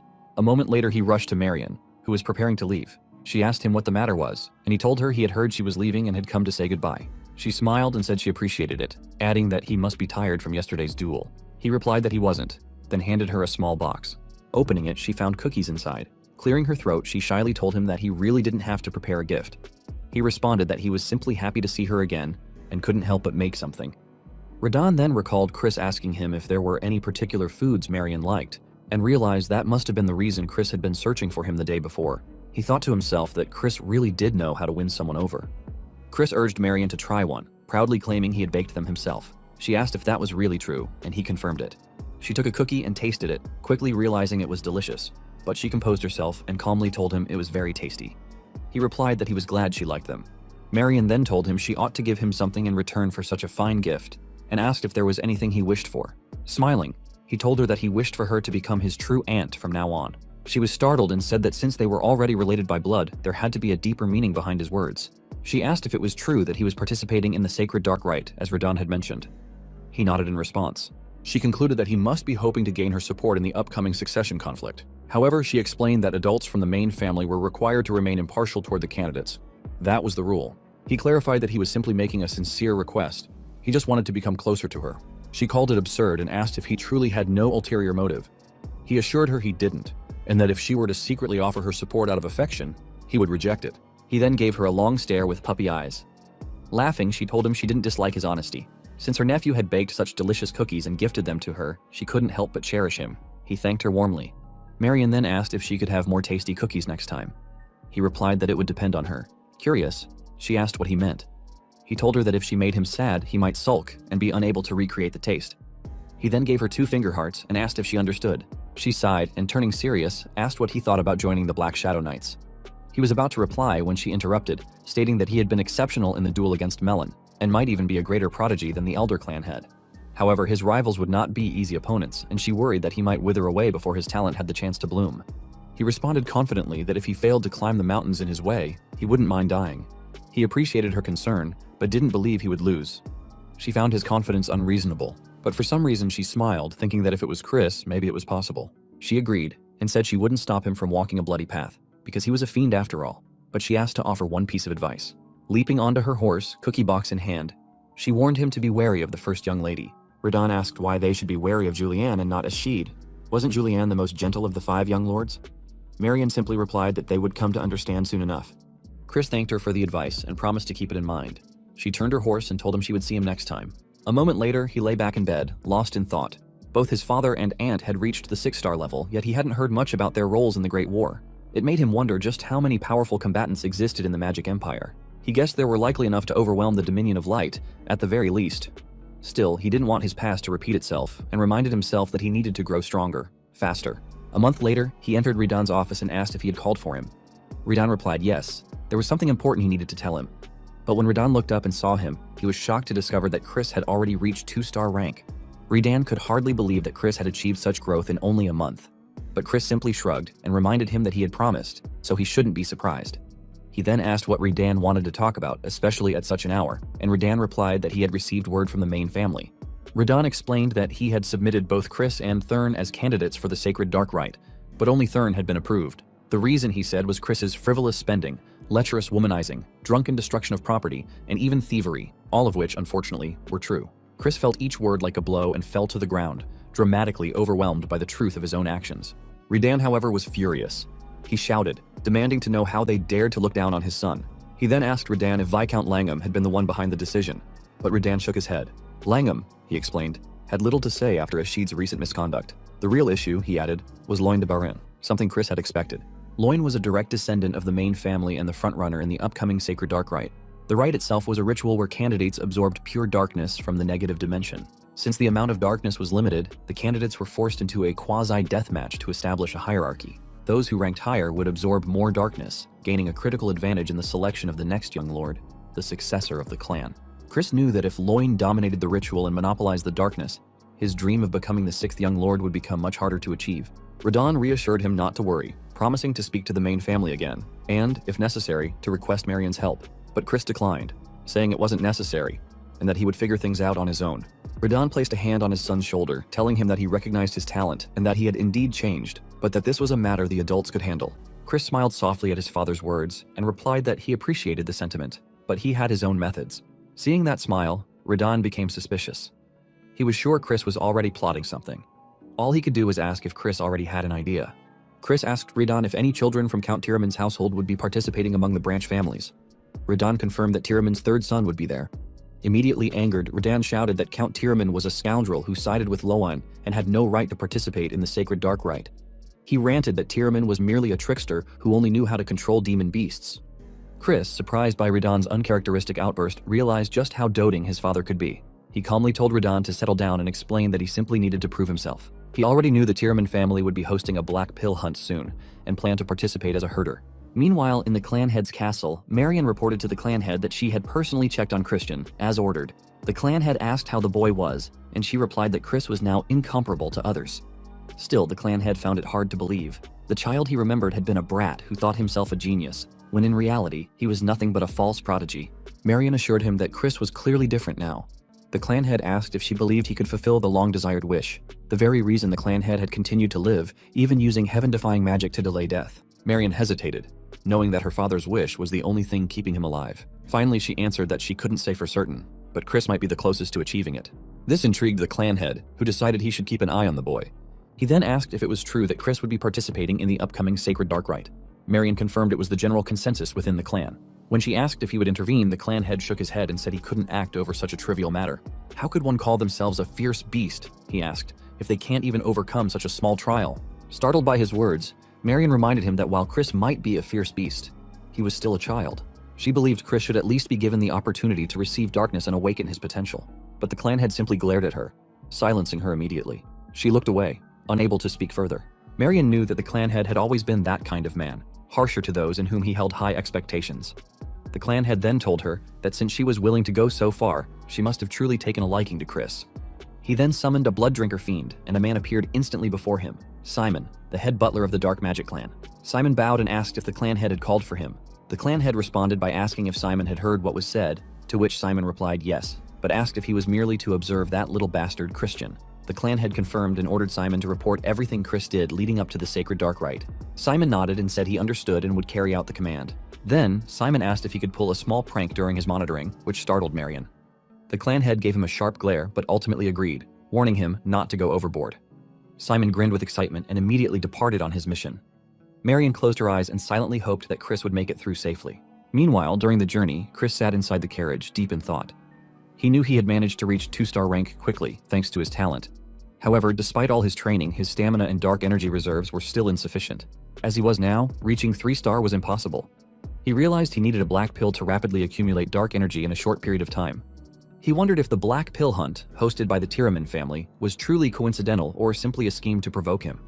Either way, he considered it a stroke of luck. The problem, however, was that capturing the demon beast, Karajov didn't automatically earn a black pill. He would need to meet special conditions. The carriage came to a stop. Outside, Grantel greeted them with a worried expression and asked what brought Chris there. Chris casually asked how Grantel had been, and whether he had come empty-handed. Grantel was startled by the question but quickly replied that he hadn't. He produced a money bag and insisted that he would never greet him without a gift. Chris, unimpressed, slapped the bag away, letting it slam to the ground. Grantel stared at him, confused and surprised. Chris then asked him why he would bring such a pathetic gift and told him that he clearly didn't understand his place. Fuming, Chris accused Grantel of engaging in illegal activities and asked whether evading casino taxes was proving profitable. He also demanded to know how the items Grantel had swindled from the Merchant Guild were doing and if he was still kidnapping people.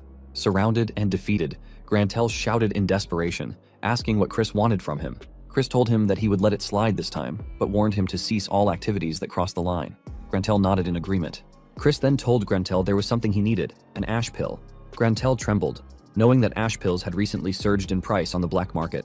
Chris patted him on the head and said he understood the situation. He then turned to Marie behind him and asked if she was ready. Laughing, Marie transformed into her devil form, revealing 2 sharp knives, and declared that her torture skills were super. Grantel screamed in fear, immediately dropped to his knees, and shouted that he would procure the ash pill right away. Chris smiled and asked if things weren't so much easier when Grantel cooperated. He then winked and added that while Grantel was at it, he should also get him a dagger sharp enough to cut through armor, leaving Grantel utterly confused. Stepping back into the carriage, Chris bid farewell to Grantel. As they rode away, Grantel slammed his forehead into the ground and cursed him loudly. Marie asked if they were heading home now, but Chris replied no. He had one more place to visit. Soon, they stopped in front of a potion shop. Chris instructed the coachman to halt and then entered the store with Marie. He looked around, scanned the shelves, and pointed to one in particular. The shopkeeper retrieved the item and placed it on the table. Marie peered at the potion and asked what it was for. Chris calmly replied that he had a use for it. Still confused, she asked what possible use he could have for an aphrodisiac, a potion known to increase sexual desire. Marie stared at him suspiciously, causing him to sweat nervously. She then teasingly asked if he was already tempted, and he immediately denied it. Still, she assured him that it was okay. She understood him. This irritated him, prompting him to shout that it wasn't what she thought and that the potion wasn't for him, it was for someone else. She narrowed her eyes and seriously asked if it could be for Radon. He nodded and explained that, considering his father's age, he needed to make sure to take care of him. The shop owner was visibly startled. Chris then turned to him and shouted that, for the Count's honor, he absolutely must keep it a secret. The owner nervously replied that he would be very careful. The next day, Thurn and Radon came out to see him off. Thurn called him brother, but he immediately reminded Thurn of his proper title. Trembling, Thurn corrected himself and called him Honorable King Emperor Majesty Brother, then calmed down and said he had heard the black pill hunt was dangerous and told him to be careful not to get hurt. Teasingly, Chris asked if Thurn was worrying about him. Thurn, flustered, explained that he was just concerned that they wouldn't have a proper duel. Radon interrupted them, telling them to stop their siblings squabbling and instructed Chris to make sure to flatten those arrogant Tiraman bastards' noses. Chris confidently responded that he would and promised to return with refreshing news. Radon then turned to Thurn and asked what the King Emperor title meant, startling Thurn, who quickly replied that Radon didn't need to know. Later at the house of Count Tiraman, the butler once again informed them that they were not allowed entry into the Count's mansion. His servants, furious, demanded to know how the butler dared to say such a thing after making them wait all this time and whether he even knew who they were accompanying. The butler, unfazed, explained that it was Alois's order and stated plainly that Alois had no favor to repay to a good-for-nothing bastard. Chris glared at the butler and asked if he really dared to imply that he should find his own accommodations, causing the butler to flinch. Yet the man reluctantly confirmed that, yes, that was the case.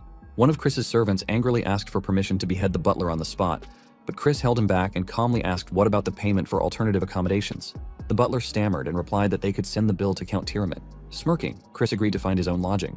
A short while later, they arrived at a grand mansion with a central fountain and golden exterior details. It was an enormous and luxurious hotel. One of the servants asked how much the place would cost, and another replied that it would be at least 100,000 rupees. Chris simply said that it wasn't often they could spend someone else's money so freely, and told them they had 1 hour to organize their luggage. After that, they would go out to drink. Suddenly, one of the luggage bags moved. He turned toward it after hearing a sound. From inside the bag, he saw a blue glow. Marie suddenly burst out from the luggage, beaming with excitement. She enthusiastically exclaimed that the mansion in front of them was super, and it looked perfect for serving him. Shocked, he demanded to know why she was there. She cheerfully explained that she had hidden inside his luggage because she had promised to be his maid forever. He simply sighed, rendered speechless by her unexpected appearance.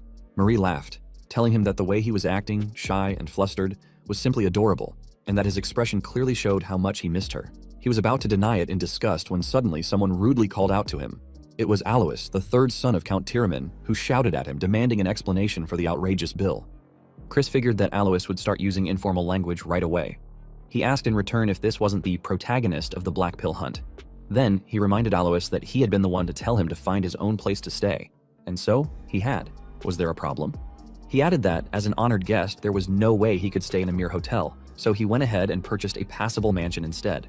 Then, with a smirk, he asked if Alois was really throwing a tantrum over such a small amount of money. Chris went on to say that, considering how pathetic Alois was, someone who didn't even know how to treat a guest properly, the amount was actually a cheap price for a valuable lesson in manners. Infuriated, Alois crumpled the receipt in his hand and released his dark power, summoning his pet beast. With venom in his voice, he asked Chris if he really wanted to die. Chris recognized the technique immediately. It was Count Tiraman's subjugation arts, a forbidden dark magic method distinct from the Alliance's beast taming. Subjugation arts manipulated demon beasts through fear, injecting secret formulas that triggered hallucinations, paranoia, and unnatural excitement. Still, it seemed more complex than expected, and Chris realized it would be difficult to fully grasp the technique in a short amount of time. So instead, he considered whether he should just beat the living hell out of it for now. Turning to Marie, he asked if he was right in thinking that exterminating that scary kitty would require a weapon. Laughing, Marie pulled out a simple piece of wood and handed it to him as his weapon. He grinned and teasingly asked Alois what he was doing. Wasn't he going to come at him like a real fiend? Alois shouted back not to order him around, calling him a good-for-nothing bastard. Then he ordered his pet to attack. The beast lunged at Chris, jaws wide open. Chris blocked it with the wooden stick, but the beast's sharp teeth cracked the wood and flung him away with force. He tumbled across the ground, sat up quickly, and said the pet wasn't too shabby, but asked if 2 versus 1 wasn't a little unfair. Then he raised the stakes. If he won, Alois would have to participate in the hunt as a guard instead of a mere herder. After all, it needed to be at least that dramatic to make ends meet. Chris called Alois a cheap fiend, and asked what he thought of the deal. Infuriated, Alois jumped behind his pet, shouted "cocky son of a bitch," and charged forward with his beast, swearing to make Chris kneel. Alois commanded the creature to raise its claw and slam it into the ground. The impact shattered the ground, but when the dust cleared, Chris was nowhere to be seen. Alois blinked in confusion, asking where he had gone, unaware that Chris was now behind him. With a dramatic swing, Chris slammed the wooden stick into the back of Alois's head, then repeatedly struck him before landing on the ground, rolling the stick playfully in his hand. He asked Alois if it hurt, but warned him not to cry, because he wouldn't go easy on him just because of a few tears. Alois shouted in rage, dashing toward Chris again. But before he could strike, a grim reaper appeared behind him, startling his pet, which hissed in terror and bolted, hiding behind the luggage. Alois, now trembling, demanded to know how Chris dared to scare his pet Shoko. Chris casually explained that he had used a simple 2-star illusion spell, and apparently that alone was too much for Alois's pathetic subjugation arts to handle. Alois screamed at him to shut up and began casting another spell. When Chris noticed that Alois was summoning his horse demon this time, he called out and asked if he knew what the trait of a trash-tier bastard was. Alois growled and asked what.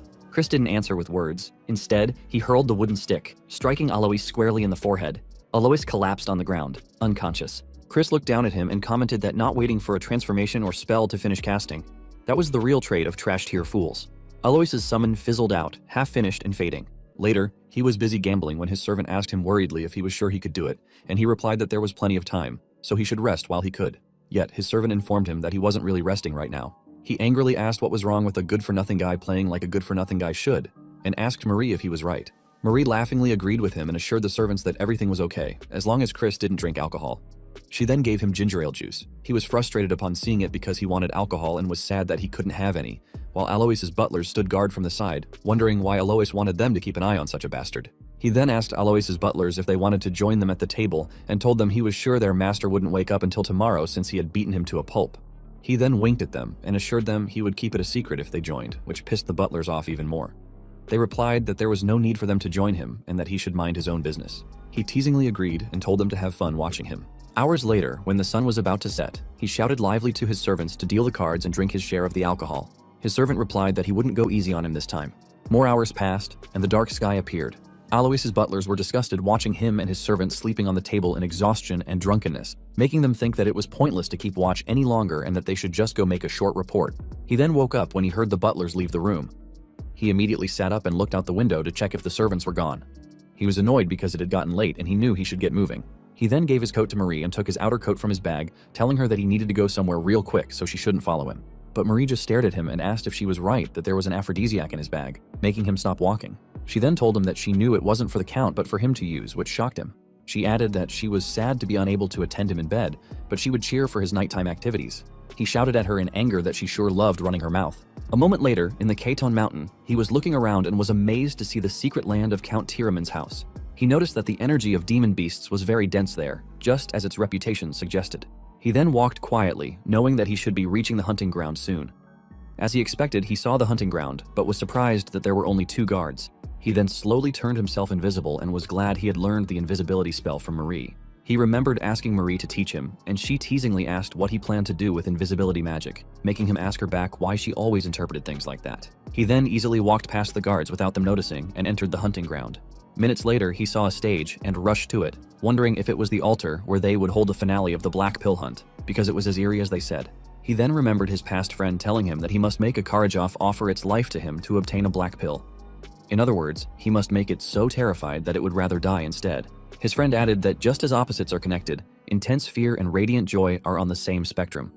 So, in that short moment, the useless ash pill is reborn as the black pill. This is why the House of Count Tiraman, which specializes in dominating demon beasts through fear, is the one leading the black pill hunt. He smiled upon remembering it and understood that, as Lena mentioned, he was planning to steal the Tiraman's ultimate technique. let the Karajov run wild after giving it the aphrodisiac mixed with various substances and monopolize the black pill for himself. But he knew there was not enough time to steal their technique and learn it, so he needed to find another way. Suddenly, he felt a strong magical power behind him, making him look back, wondering if someone was there. He then heard something a short distance away and stood up. He turned toward the noise and ran toward it at full speed. He saw a nearby cave and was surprised to see it. He then carefully entered the cave, but immediately smelled intense malice and noticed the presence of top barrier dark magic inside. He then wondered if it was a crevice of Gehenna, the world of demons. Chris couldn't believe that there was a crevice linking it with the human world right there.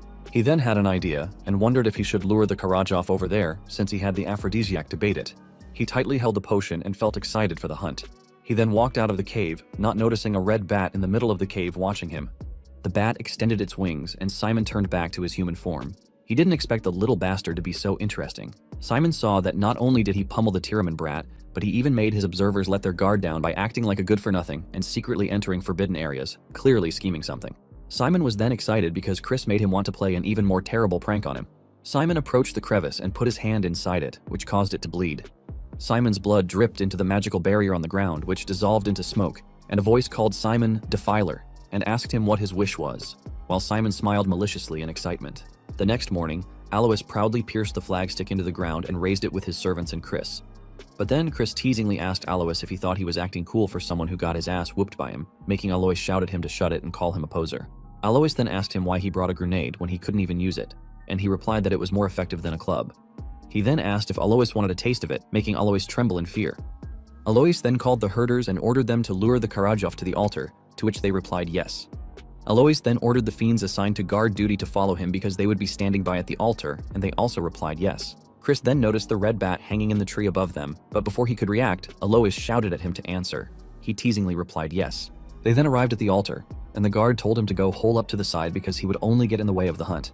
He replied that it was fine with him if he got to laze around, but warned the guard not to come crying to him later for help with the cleanup when they sheet the bed, making the guard rage and call him an asshole. But then, Alois stopped the guard and told him not to tire himself out before the hunt had even begun. Alois then called him a good-for-nothing and ordered him to go stand by and guard the flag, to which he teasingly replied yes, saying that the good-for-nothing would dutifully protect the flag.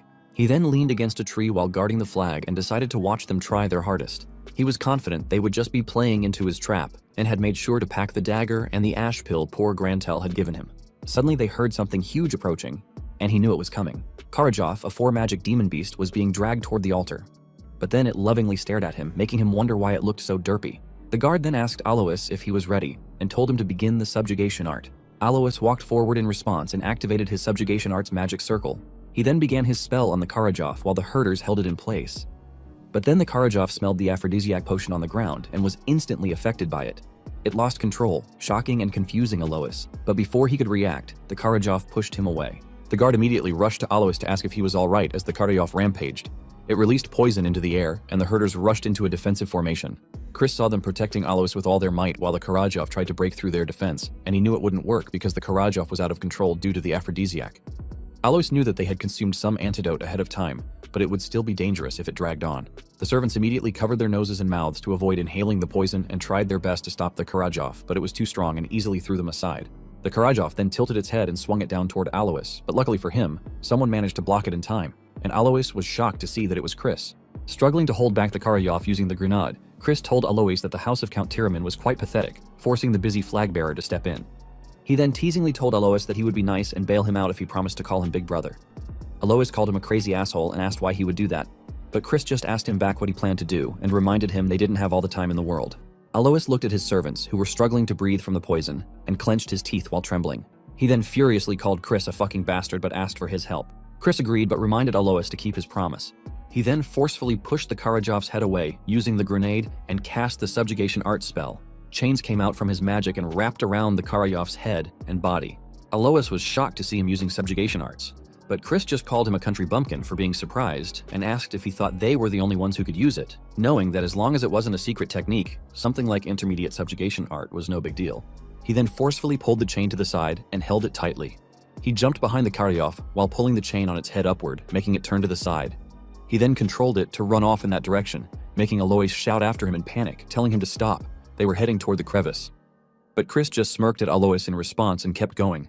Just minutes later, he arrived at the cave with the Karajov and pulled the chain to stop it. The Karajov then saw the dark magic barrier around the cave and screamed in fear, but Chris calmly asked if it was its first time seeing the malice of Gehenna, and teasingly told it to be terrified. From the overwhelming pain and fear, the Karajov stopped screaming and its eyes transformed into a black pill.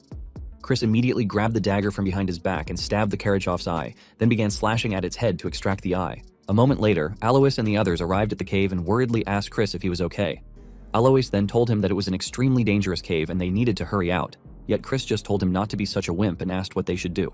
He then showed them the pill and told them it turned out to be an ash pill, not a black pill, which surprised all of them. Alois bit his lip in frustration, and his servant angrily asked what they were going to do about it, shouting that if Alois hadn't intervened, it wouldn't have happened. But Alois ordered them to leave it, and shyly thanked Chris for rescuing his subordinates, admitting that they managed to finish without any major injuries thanks to him. This startled Chris because he didn't expect it from Alois. He then felt a bit bad, and it made him feel even worse knowing that he had swapped out the black pill, but he reminded himself that he should do what he must. He then teasingly told Alois to call him Big Brother because he promised, which shocked Alois. Chris asked if he was going back on his word, and Alois replied that he never made such a promise, and that he was 2 years older than him. Suddenly, the cave shook and released a strong force that shocked all of them. The servants were down on the ground because they couldn't withstand the pressure, but Alois and Chris remained standing. Alois asked him what was going on, but Chris stayed silent and looked back. He then saw a huge demon with blue, shining eyes glaring at them, which terrified him. The demon told them it had been a while since it had seen a plaything, and Chris immediately knew it was a demon from Gehenna. Alois stepped in front of him, stutteringly telling him to run away since he was an outsider and should save himself. Yet Chris remained quiet and noticed the same bat from earlier at the side. He rolled the dagger tip in his hand and threw it in the bat's direction. He hit it successfully, but it turned into ashes and returned to Simon, who was shocked while watching from the portal. Simon wondered when Chris had noticed him and thought he would stop the demon after observing a bit. But now that the bat clone he had planned to use for teleportation was gone, it would take him at least 5 minutes to get there, even if he used blood magic to its limits. Simon knew that if he arrived too late, everyone would die. He then immediately rushed toward the cave at top speed. Meanwhile, in the cave, the demon told Chris that he was interesting and asked what he was scheming. Chris simply smiled and replied that he just didn't like it when someone tried to sneak peeks at him, making the demon laugh and say he sure had a lot of concerns for a dead man. Chris looked at the four-armed demon and figured that, compared to the demons he faced during the Age of Destruction, this one was low-ranking. Still, it was at least a 5-star demon, not someone he could face head-on right now. Yet he raised a finger and spread sleeping smoke, causing Alois's guards to instantly fall into deep sleep. Alois shouted, asking what he was doing and why he was putting them to sleep when they needed to fight together. Chris sighed in frustration, realizing that Alois had a strong resistance to magic. He then punched Alois in the abdomen while telling him to stop talking and go to sleep. Alois collapsed to the ground, unconscious. The demon was confused by his actions and asked if he intended to offer the others as sacrifices. The demon then agreed to spare Chris's life and even bless him in exchange for the humans. But Chris simply told it that it talked too much and uncovered Grenade, aiming it at the demon while stating that it was his principle not to associate with their kind. The demon recognized Grenade and aimed its hand at Chris, gathering magic power. It told him the idea was commendable, but a holy sword he couldn't use was merely a piece of junk. The demon then released the magic power at him. Chris blocked it with Grenade, but the force was too strong, and he was slammed into the wall. The demon grabbed him and said it would give him one chance. Offer them, and it would spare his insignificant life. Chris just spat in the demon's face, enraging it even more. He then teasingly asked who said he couldn't use the holy sword. He swung Grenade at the demon's hand, freeing himself. He let himself fall through the air and rolled as he hit the ground. He then released his light magic, triggering Grenade's holy power. The demon was shocked upon seeing it and asked how a fiend like him could use the power of light. But Chris just asked it back if it was finally feeling like its life was in danger. That infuriated the demon even more, and it put its hands together to gather stronger magic while shouting that it would slaughter him. It then hurled an even more powerful attack at Chris, but he calmly braced himself and activated the Dead Sea Cleaving Light technique. A brilliant slash of light cut through the demon's dark magic and shot toward it. The demon couldn't believe what it was seeing as the light slashed it in half, instantly killing it. Chris, panting, watched his breath fog and saw everything around him blur, realizing he had pushed his body too hard. He then collapsed to the ground, slowly losing consciousness. As he drifted off, he remembered Evan's shocked voice, asking if he had seen the Dead Sea Cleaving Light and managed to replicate it. He replied that it was something like that and demonstrated it to Evan. Evan shook his head in disbelief, saying Chris was really something. He then explained that the Dead Sea Cleaving Light literally represented the single flash of light that divides the Dead Sea. But ironically, even with that sword technique, Evan had failed to become the light of the Meyer clan. He then told Chris that he surely would become the light that would save the world. A gentle being then touched Chris's head and thought he was interesting. She introduced herself as Mefina, a first seat of Gehenna's 7th realm, while Tiramin's people arrived to rescue them. Chris let his eyes close while Mefina whispered that she looked forward to his future actions. Days later, in the manor of Count Tiramin, he was in his room, feeling his head hurt, and couldn't believe he had just laid there for 2 whole days. He checked his body and noticed that it was fine. Then, he remembered the black pill and was glad to see that it was still there. He immediately took the bag from his bedside table and sighed in relief upon seeing the black pill inside. He then remembered Mafina and figured that he had received some unwanted attention. He knew that occasionally, fiends who stand out early receive a demon's blessing and can be nurtured quickly. But he asked himself why he should care when that was something bad guys received. He then thought that a 7th world demon wouldn't even be that high level. Someone knocked on his door and Count Tyraman, the patriarch of House Tyraman, walked in together with Alois. The Count said he heard he had woken up and asked how his body was doing. Chris immediately rose out of bed to greet the Count, but Count Tyraman told him it was all right and that he shouldn't get up. Just listen. He sat back down and looked at Count Tyraman in confusion. Count Tyraman then informed him that they had organized an investigation squad and checked the cave yesterday.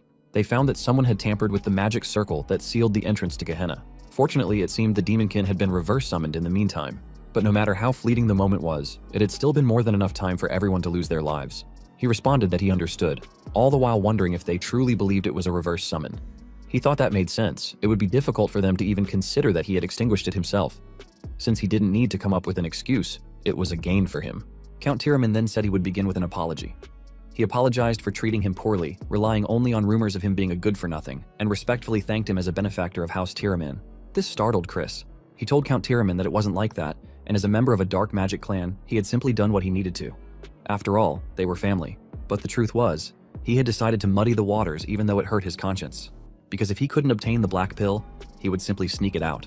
Count Tyraman thought for a moment upon hearing the word family, and told him that if there was anything he could help him with, he should say so. As long as it wasn't something impossible, he would make sure it happened.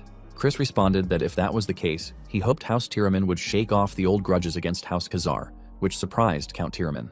He added that instead of the current enemy-like relationship, where they kept baring their fangs at each other, he wished they could have a friendly but competitive relationship, one where they could plan for proper advancements together, something that matched the fact that they were bloodline kin. Count Tyraman hesitated to agree, but Chris told him that he surely also knew the real reason their 2 houses were feuding, the behind-the-scenes manipulation of the main clan. If the branch families worked together, the main clan might feel threatened.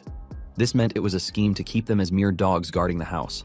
Count Tyraman asked him if he was suggesting a revolt against the main clan, but Chris replied that he had no such thoughts whatsoever. He simply believed that they shouldn't be pushed around because of something the main clan did wrong. Count Tyraman told him that he was deep, and he couldn't believe Chris thought so far ahead. Chris thanked the Count for his praise and asked if he would accept the request.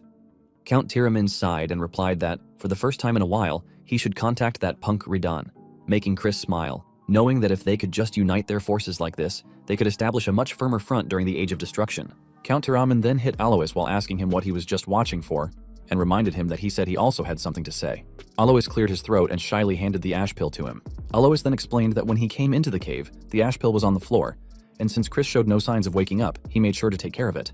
Chris accepted the ash pill, but teasingly told Alois that if it happened to be that he was so grateful he wanted to give him more things, he could give him as many as he wanted, which pissed Alois off. Count Tyraman laughed upon seeing them and told Chris that, as he said, since he was so grateful, he would give him a gift. Count Tyraman then handed him a summoning stone that could store up to a rank 4 demon beast. Chris was surprised to see it, knowing that it was an incredibly rare item, but Count Tyraman wasn't finished, and informed him that he would make a report so that Chris could participate in the sacred dark rite. Count Tyraman then wished him good results, and Chris thanked him for both the gift and the encouragement. Count Tyraman then turned around and walked out of the room with Alois to let him rest. Chris softly smiled at them, and once he was sure they were gone, he asked someone why they didn't come out now. A dark and red shadow then emerged from the curtain, and Simon revealed himself to Chris, saying that, as he expected, it wasn't a coincidence that Chris had discovered him. He couldn't believe Chris had seen through stealth that even Count Tyraman couldn't detect. Chris explained that he could smell the scent of blood, and Simon greeted him respectfully before introducing himself as the butler of the Dark Magic clan. Chris wondered if that meant Simon was the Elder Clan head's henchman, and where he had heard Simon's name before.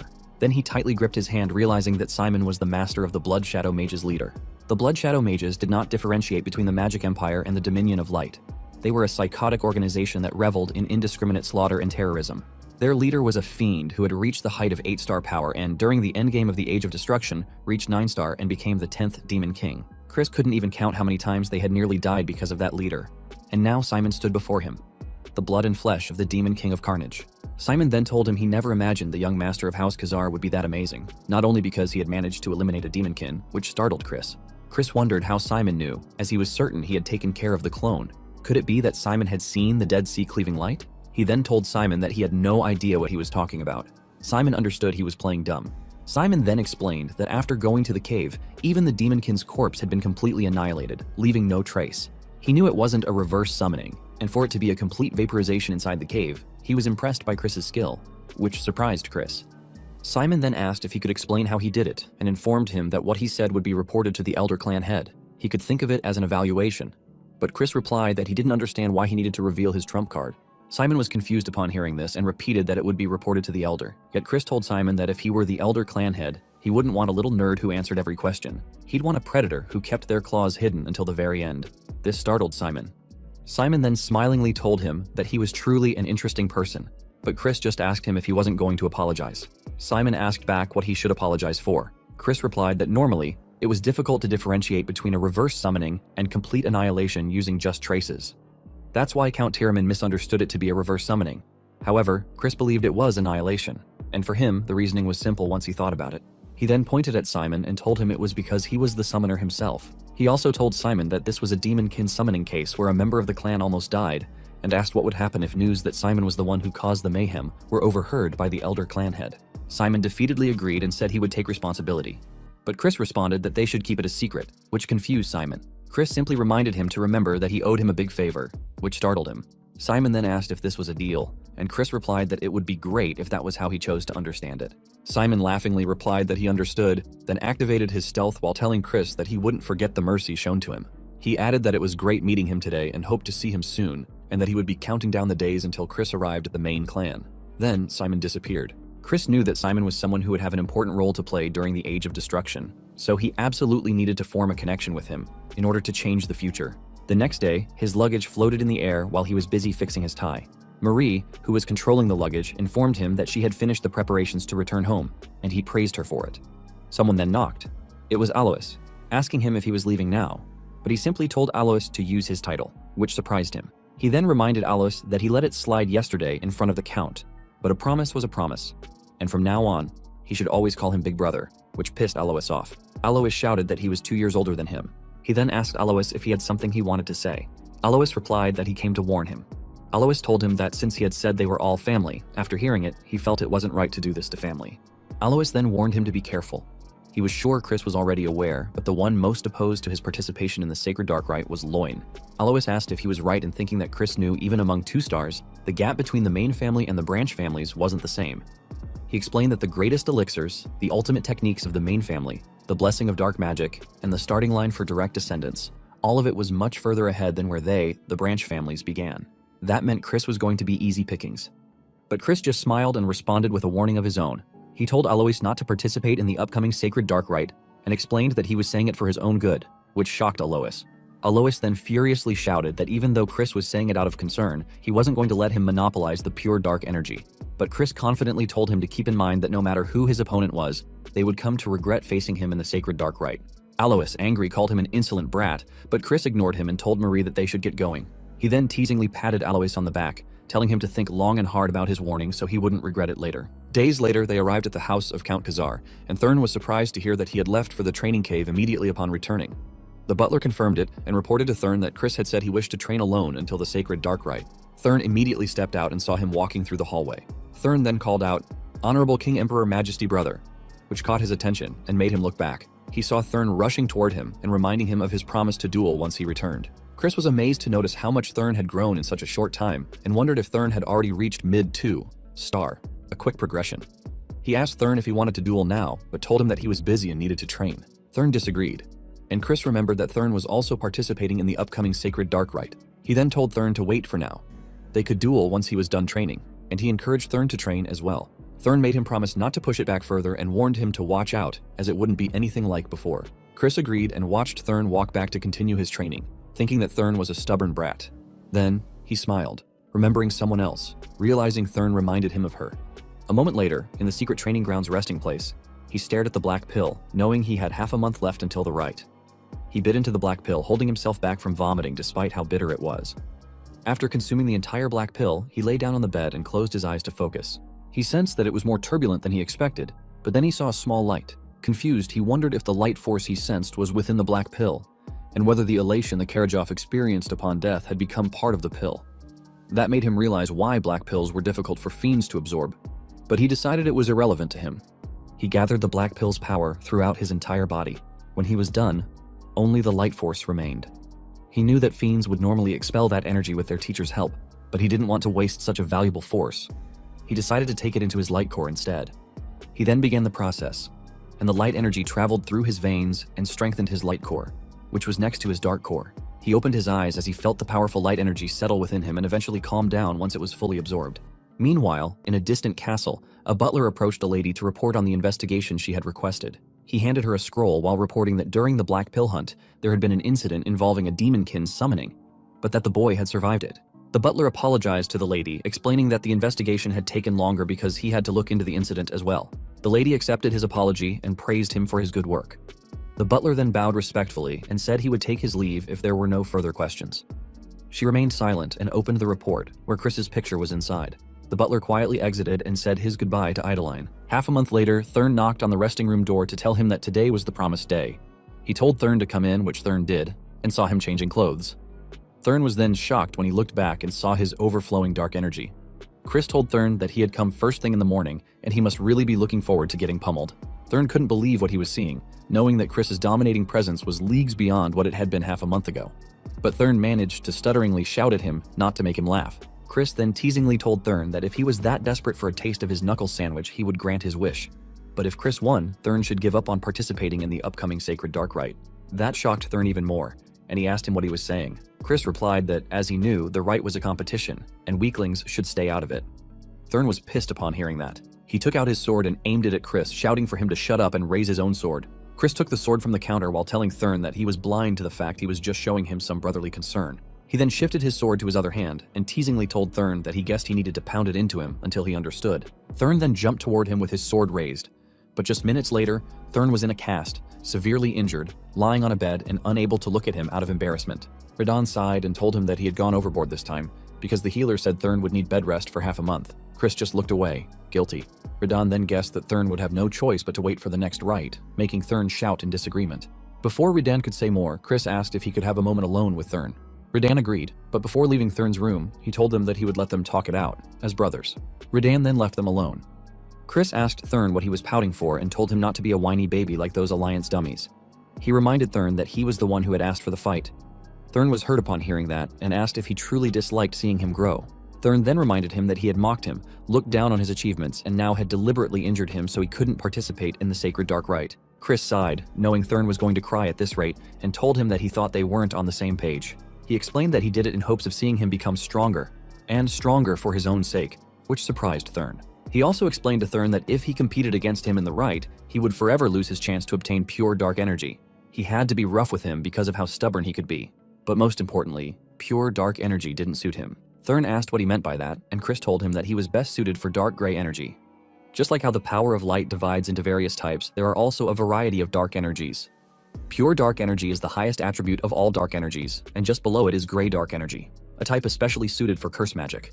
He then asked Thurn if he hadn't found it easier to master curse magic than swordsmanship, making Thurn ask him back how he knew about it. Chris hesitated to answer, knowing he couldn't tell Thurn he had seen it in the future, and had to come up with a decent excuse. So he replied that he could tell just from sparring with him, because he had been fighting with everything he had as well. That surprised Thurn even more. He then explained to Thurn that if he absorbed pure dark energy before mastering gray dark energy, it could cause problems later when he tried to learn gray dark energy. It wouldn't be impossible, since pure dark energy was the higher attribute, but he would be impeded by its unique properties. He told Thurn that it would only slow him down, and he knew Thurn wanted to become stronger as quickly as possible. However, he urged him to think things over again before participating in the rite. It was his sincere advice to him as an older brother rooting for his younger brother's growth. He then gave the ash pill to Thurn as a gift. Thurn was shocked to see it and asked why he was giving him such a valuable item. But he simply replied that it was because Thurn was his little brother, and asked him what other reason he needed. The truth was, he had already consumed something better, so he no longer needed it. Thurn teared up upon accepting the gift and hearing his words. He then held the ash pill tightly and told him that if he was capable of changing like this, he wondered why he behaved like such an imbecile, even when their mother was on her deathbed, and asked if he knew how much heartache their mother had suffered because of him.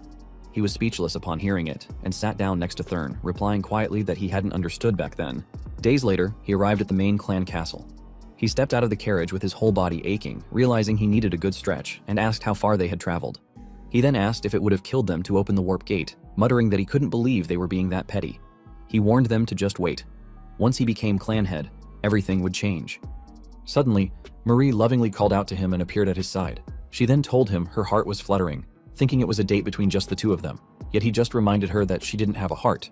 He knew that since the main family limited him to bringing only one companion, he could only bring Marie, who was attached to him due to their pact. He then noticed other fiends whispering to one another while staring at him. Marie laughingly told him that he was already famous, which pissed him off. But the fiends were all shocked when they saw Simon, the head butler, personally greeting him, making them wonder why the head butler was welcoming a so-called good-for-nothing. Simon looked him over carefully and remarked that it had only been half a month, yet he had grown even more. But Chris just asked Simon if, as the Elder Clan head's aide, he didn't have anything better to do with his time. Simon replied that was nonsense. He was there on the Elder Clan head's orders. Simon then informed him that the Elder Clan head wanted to meet him personally, which surprised him. Simon smirked and winked at him, asking if he had been expecting it since he didn't seem surprised. Chris, annoyed by Simon's flirtatious tone, replied that he was super surprised, but Simon teasingly told him that's not what it looked like. A moment later, he arrived at the head clan's chamber, and Simon announced that he had brought him. The Elder Clan head praised Simon for doing a great job and remarked to Chris that it had been a while. He was then stunned in fear when he felt the dark energy of the head clan. He could barely stand under the pressure of the head clan's dominating presence. Chris couldn't believe that the head clan was exuding such overwhelming energy, despite knowing that someone of his level couldn't withstand it, and it pissed him to his core. Yet, he managed to address the head clan respectfully as Duke Baron and greeted him. The head clan asked if he was not surprised by the sudden meeting, and he replied no, because he had expected to be summoned. The head clan asked why he had expected it, and Chris replied, because a new star has appeared in the clan. The head clan laughed in agreement and said that neither Marion nor Simon could hold back their compliments, but he couldn't quite tell yet if he should have any expectations. Chris remained quiet. The head clan then remarked that no matter how great the seed may be, only time would tell how it would grow in the future. It could be a sapling that withers away as soon as it sprouts above ground. Chris agreed, saying he was still too lacking to match the head clan's expectations. This prompted the head clan to ask if he was implying he wouldn't be able to match them in the future. Chris replied that only time would tell whether the sapling would surpass expectations and grow into a great tree, or perhaps even become an abnormality that casts a shadow over the great tree. He added that, at the very least, he knew he wouldn't disappoint him. The head clan was speechless upon hearing his answer and told him he should have high hopes for him. The head clan then dismissed him, and Chris bowed respectfully before leaving the room. Marion asked the head clan what he thought of Chris. The head clan replied that Chris had exceeded his expectations. However, because he held such great talent, his fate would be all the more turbulent. The head clan then asked Marion if she also knew that bloody winds were blowing toward the magic empire. Marion remained quiet in response, but the head clan assured her that a small hope had sprouted today, which surprised her. He then added that Chris might indeed be able to fulfill his long-desired wish. Later, on the eve of the Sacred Dark Rite, during the banquet, the host announced the arrival of Chris as the eldest son of Count Khazar. He proudly entered the banquet hall. He heard the guests whispering, asking why the Elder Clan head would meet with a fool like him and saying he looked like a gigolo. But he expected that. After all, he was too handsome not to draw attention, something Marie happily agreed with. He then saw a waiter serving drinks and asked if it was booze. The waiter replied yes, but when Chris tried to grab one, the waiter pulled it away and asked if he was underage. Instead, the waiter handed him ginger ale. Marie laughed with the waiter while Chris stood frozen in the middle, holding his ginger ale. He wanted to curse the lame fiends for not letting him have alcohol. But then he snapped to attention when the host announced the arrival of the young lords and ladies. The banquet doors opened, and the young lords and ladies entered proudly. At the front was Achid de Baran, the second young lord. Next to him was Juliane de Baran, the first young lady. The third in line was Jupion de Baron, the second young lady, and last was the third young lord, Mysak de Baran. Chris noticed the absence of the first young lord, the madman, and wondered what Achid would say to him, the victim of his little game, and the one whose reputation he had sullied. However, Chris was surprised when Achid simply walked past him without a word. He was angry that Achid wouldn't even look him in the eye after everything that had happened, making him feel like he was no better than an ant in Achid's eyes. Yet Juliane softly lifted her skirt in a graceful greeting as she passed him. He stared as she walked by and remembered Marion's warning to be wary of the first young lady, but he didn't sense anything particularly off. He turned away, deciding he'd figure it out later. That today's reconnaissance was enough, and now it was time to prepare for the rite. Just then, someone appeared behind him and greeted him, surprising him. He turned back in irritation as the man introduced himself as Faur, a summoner working for Luan. But Chris simply asked, "So what?" Faur replied that he had heard someone unworthy would be participating in the Sacred Dark Rite. He expressed concern that an underqualified participant might cause an accident and sully the name of the Great Dark Clan. Chris angrily asked Faur if he was calling him unqualified. Faur replied that Chris would simply have to prove he wasn't. Chris then spotted someone on the balcony and confirmed it was Loin. He was pissed. Faur, a decoy, stood before him while Loin watched from a safe distance. He thought that if Loin had a problem, he should step up himself. Chris placed his ginger ale on a nearby table and decided not to make a scene. They could have their heart-to-heart during the rite. He then told Faur that he would prove himself, and that it sounded like barely an inconvenience. Chris ordered Faur to show him his party tricks. Faur looked confused and asked if they were really going to do this here. He reminded Chris that he was unarmed. Chris simply asked if Faur expected him to need a weapon to face someone like him. This angered Faur, who swore Chris would regret it. But Chris just shrugged and teasingly asked if he really would, and told him that actually he thought it would be Faura who regretted it. Unbeknownst to him, he had already caught the attention of the two young ladies, especially Julianne. Just a few minutes later, everyone at the banquet was shocked to witness evil spirits attacking Faur, while Chris sat calmly on one of the spirits and the rest were tending to him. The guests couldn't believe what they were seeing. Faur had started by summoning evil spirits, but those very spirits instantly turned on their summoner with just a single gesture from Chris. It left everyone wondering how he had gained control so quickly. Chris then stood up and asked if Faur's actions were Loin's will. Teasingly, he added that it was unbecoming of a direct heir of the Dark Magic clan, and told Loin that if he had any grievances, he should have just challenged him to a duel. But Loin responded that the incident had nothing to do with him. Chris retorted that not even a fool would fall for that lie, but said he would believe him just this once. He turned around and walked away, telling Loin that they should meet again during the sacred dark rite. Inside, he was pissed seeing the cowardice of Loin and swore to teach him some manners next time. The day of the sacred dark rite arrived, and everyone was gathered seriously in the hall, except Chris, who yawned loudly. Alois asked him if he wasn't the slightest bit nervous and reminded him that he had even caused a ruckus the day before. But Chris asked Alois back why he had come when he had warned him not to.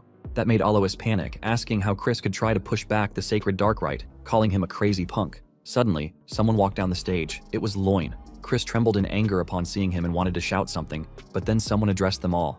The vice butler in charge of the main house introduced himself as Sebastian. Sebastian then slammed the tip of his staff onto the floor and told them he would now guide them to the sacred ground where the sacred dark rite would take place. The palace revealed a hidden underground, and everyone was shocked to see it led underground. But Chris knew better. He suspected it was an illusory art, materializing in imaginary space. Sebastian stepped onto the ladder first, but in just a second, appeared far below, halfway down. This caused the others to panic and rush to follow him, realizing Sebastian was leaving them behind. A moment later, underground, they were doing their best to catch up with Sebastian. As they climbed a slope, someone asked if they hadn't gone underground. Why was there such a steep incline? But there was no time to complain, as Sebastian urged them to hurry and warned them the ground wouldn't support them for long. As he said this, the ground behind them began to collapse, and 2 challengers fell. The others panicked at the sight, but before they could fully react, Sebastian informed them that, since they were late, he would now be speeding up. He rushed ahead again, and moments later, 2 more challengers fell as the path behind them gave way. Loin scoffed, thinking they were weaklings who couldn't even keep up. He was just about to deem them unworthy pests when Chris suddenly appeared beside him at full speed, completely unfazed, which shocked Loin. He wondered how Chris had caught up so easily and noticed he wasn't even sweating. Chris smirked at Loin and teasingly asked if he was already out of breath, saying he guessed Loin was all bark and no bite. He also asked if the clan hadn't fed Loin a bunch of premium potions as a direct heir, which pissed Loin off even more. Chris knew that in an illusory space like this, pushing oneself too hard was pointless. The fools who ran earnestly were only torturing their own bodies. Calmly walking, Chris experienced no stamina drain at all. Just by twisting one spell, he had become invincible in this space. Sebastian noticed his pace and was quietly impressed. Hours later, they arrived at the center of the underground space. 3 of the challengers were panting from exhaustion while Chris remained perfectly relaxed. Alois asked why he was unscathed, and Chris simply replied that it was why he should have trained his body more instead of riding his beast everywhere. Suddenly, a bright diamond appeared and flew past them, welcoming them. It explained that, as they knew, this was the sacred ground, where the purest of pure dark energy bursts forth. They called it the sacred darkness. Someone then introduced herself as the manager of the sacred ground, Rihu. She welcomed them once more. Rihu then explained that what they would be doing today was obtaining the great pure darkness, just like the 3rd-ranked Demon King, the Dark Destroyer, and the progenitor of the Dark Magic clan. She then controlled an arrow of light to float in front of each challenger and guided it to pierce the space behind them. She informed them that the darkness was not sufficient for all to share, and the demon beast inside would test their worthiness. The arrows pointed towards separate rooms assigned to each challenger. He raised his hand and asked Rihu if what she was saying was based on who arrived first, to which she replied yes. He then asked what would happen if an unforeseen mishap occurred between competitors during the rite. Would it result in disqualification? Rihu replied that each of them would be on a different path, meaning they shouldn't encounter one another, but on the off chance they did, they were to avoid conflict, as wasting time would only benefit the other competitors. A countdown from 3 began, and all the challengers faced their respective rooms. Rihu told them to focus on their own safety. When the countdown hit 0, they all rushed to their assigned rooms, and Rihu wished them good fortune. Sebastian and Rihu watched in silence. Once all of them had disappeared into their paths, Sebastian asked Rihu if she wanted to bet some blood juice on who would win, but Rihu just left, brushing him off and leaving Sebastian annoyed. Meanwhile, in one of the rooms, Loin was rushing forward when a monster appeared, a four-eyed wolf imbued with flame magic. It dashed toward him, but Loin didn't stop running. Instead, he gathered dark energy into his hand and delivered a punch to the demon's neck, followed by a strike to the face and then the chin, causing the beast to cough up blood. Loin smirked, knowing the monsters were only low-rank 2 magic creatures, nothing compared to him, an upper 2-star. He was confident that Chris was having a much rougher time, and remembered that, according to the rules, each path was supposed to have the same distance and level of trials. However, he had bribed a mage to alter Chris's path to contain stronger demon beasts. Loin believed Chris would meet a tragic end at the hands of the monsters, and since deaths during the sacred dark rite were overlooked, this place would become Chris's grave. Moments later, Loin finally reached the end of the room and saw the door to the sacred ground. Smiling, he was confident that he would be the first to arrive, just as he expected. But he was startled when Chris casually told him he was late and asked what took him so long. Chris also added that he was about to die of boredom from all the waiting. Loin stammered, asking how Chris had arrived so fast. Chris simply replied, "There wasn't much to it." Loin shouted that it was impossible. His path was supposed to have had much stronger monsters. But then Loin realized what he had said and quickly covered his mouth. It was too late. Chris had already heard. Chris told Loin that it made sense now. He had thought the monsters were stronger than they should have been. Loin demanded to know what he was implying and who he thought he was. Chris replied that it was just the 2 of them for now, so there was no need for formalities. Loin grew angrier and called him an arrogant asshole. He then unleashed dark energy through his fist and declared that although it was taboo for competitors to clash during the rite, he would crush Chris here and now. Loin launched a punch at Chris, but he easily dodged it. Chris recognized the technique. It was magic combat art, a close-range combat method that exploded magic on impact or disabled an opponent by targeting their joints. Loin continued launching a flurry of punches, but Chris dodged each one effortlessly, barely breaking a sweat. Enraged, Loin attacked with an even greater punch charged with dark energy, but again Chris avoided it with ease. Loin then tried to grab Chris's arm, vowing to break it, but Chris mocked him, called him a dummy, and grabbed Loin's arm first. He twisted Loin's arm behind his back and told him not to cry if it hurt. He then forcefully pulled it, making Loin scream in pain. Hours later, Alois finally arrived and asked if he was too late.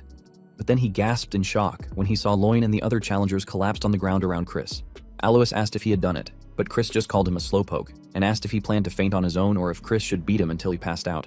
Alois activated his subjugation art technique and shouted that he hadn't just been sitting around doing nothing, and told Chris to come at him.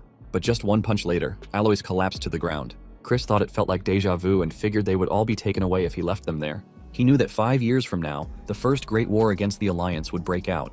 That meant he had to bring the Dark Magic clan under his control before then, which was why he couldn't afford to share even a single ounce of the sacred darkness with anyone. He approached the sacred gate once he had cleaned up, opened it alone, and stepped forward, knowing it was finally time for him to take possession of the sacred darkness.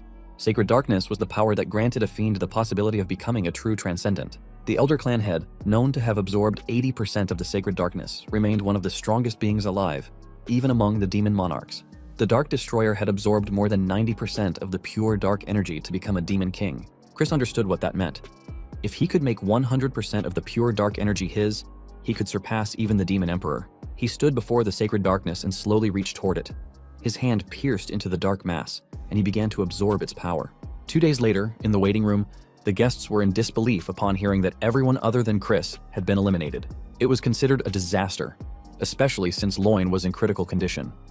A woman questioned whether Chris might have used a trick, a banned magical tool, or something else. A man agreed, suggesting a thorough investigation, but they both fell silent when Jupien interrupted and stated that such measures would not be necessary. In her view, Chris would not be exiting the sacred ground.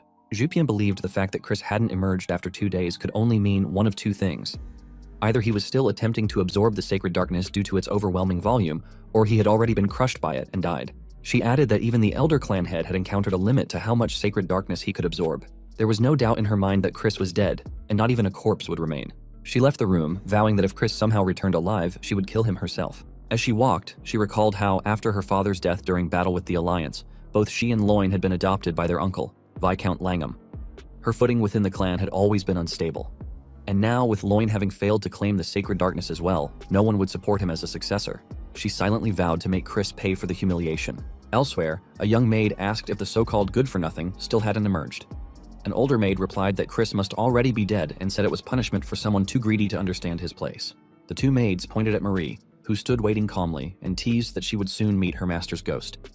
But their laughter was cut short when the older maid's bag was suddenly struck. Marie, with an eerie calm, warned them that while her heart fluttered in anticipation of her master's return, if they continued being noisy, she would turn them into ghosts under her control. Terrified, the maids fled while screaming that they understood. Once they were gone, Marie looked out the window and quietly pleaded for Chris to return. In her mind, she scolded him, reminding him that a man who made a maiden wait was not cool at all. Meanwhile, deep within the sacred ground, Chris awoke to find himself surrounded by endless darkness. It constricted his breathing, and he estimated he was around the 70% mark. The process was proving far more difficult than expected. He reminded himself that the true trial would begin at 90%. He also knew that absorbing too much could cause his core to shatter, killing him long before the war even began. He remembered one possibility: the dragon heart. Determined, he resumed absorbing darkness, imitating the structure of a dragon's core, known for having the largest container capacity. The dark energy surged into the imitation heart. But then, his core cracked, pain shot through him, and he realized he had reached his limit. He needed to stop. Then, unexpectedly, someone appeared in front of him. A voice asked if he required help. He was stunned to see Mafina, and questioned how a demon had entered that space. But demons, by nature, could communicate with darkness, making it easy for her. Mafina told him that she could help him, and no conditions were required. Confused, he asked why, but she only laughed and said it was simply a fleeting whim. She reached out and ordered him to take her hand and absorb all of the sacred darkness. 1 week later, the Elder Clan head gently placed his golden teacup down and remarked that it was hard to believe Chris was still alive, given that no news had come for several days. Marion, troubled, thought to herself that such reckless ambition made little sense and wondered why Chris had done it. Simon informed the head clan that Viscount Langham, the acting head, agreed and had expressed the wish to close the pathway to the sacred ground. Simon then asked if the head clan would give the order. The Elder Clan head internally called Langham a wicked brat, suspecting him of trying to test his resolve. He turned to Simon and asked if he truly believed Chris was still alive. Simon replied that the odds were close to zero, but added that Chris was an unusually interesting young master. The Elder Clan head fell silent for a long moment, then made his decision. He told Simon to inform Viscount Langham that the sacred ground would remain open for one more day. Marion exhaled in quiet relief. Simon acknowledged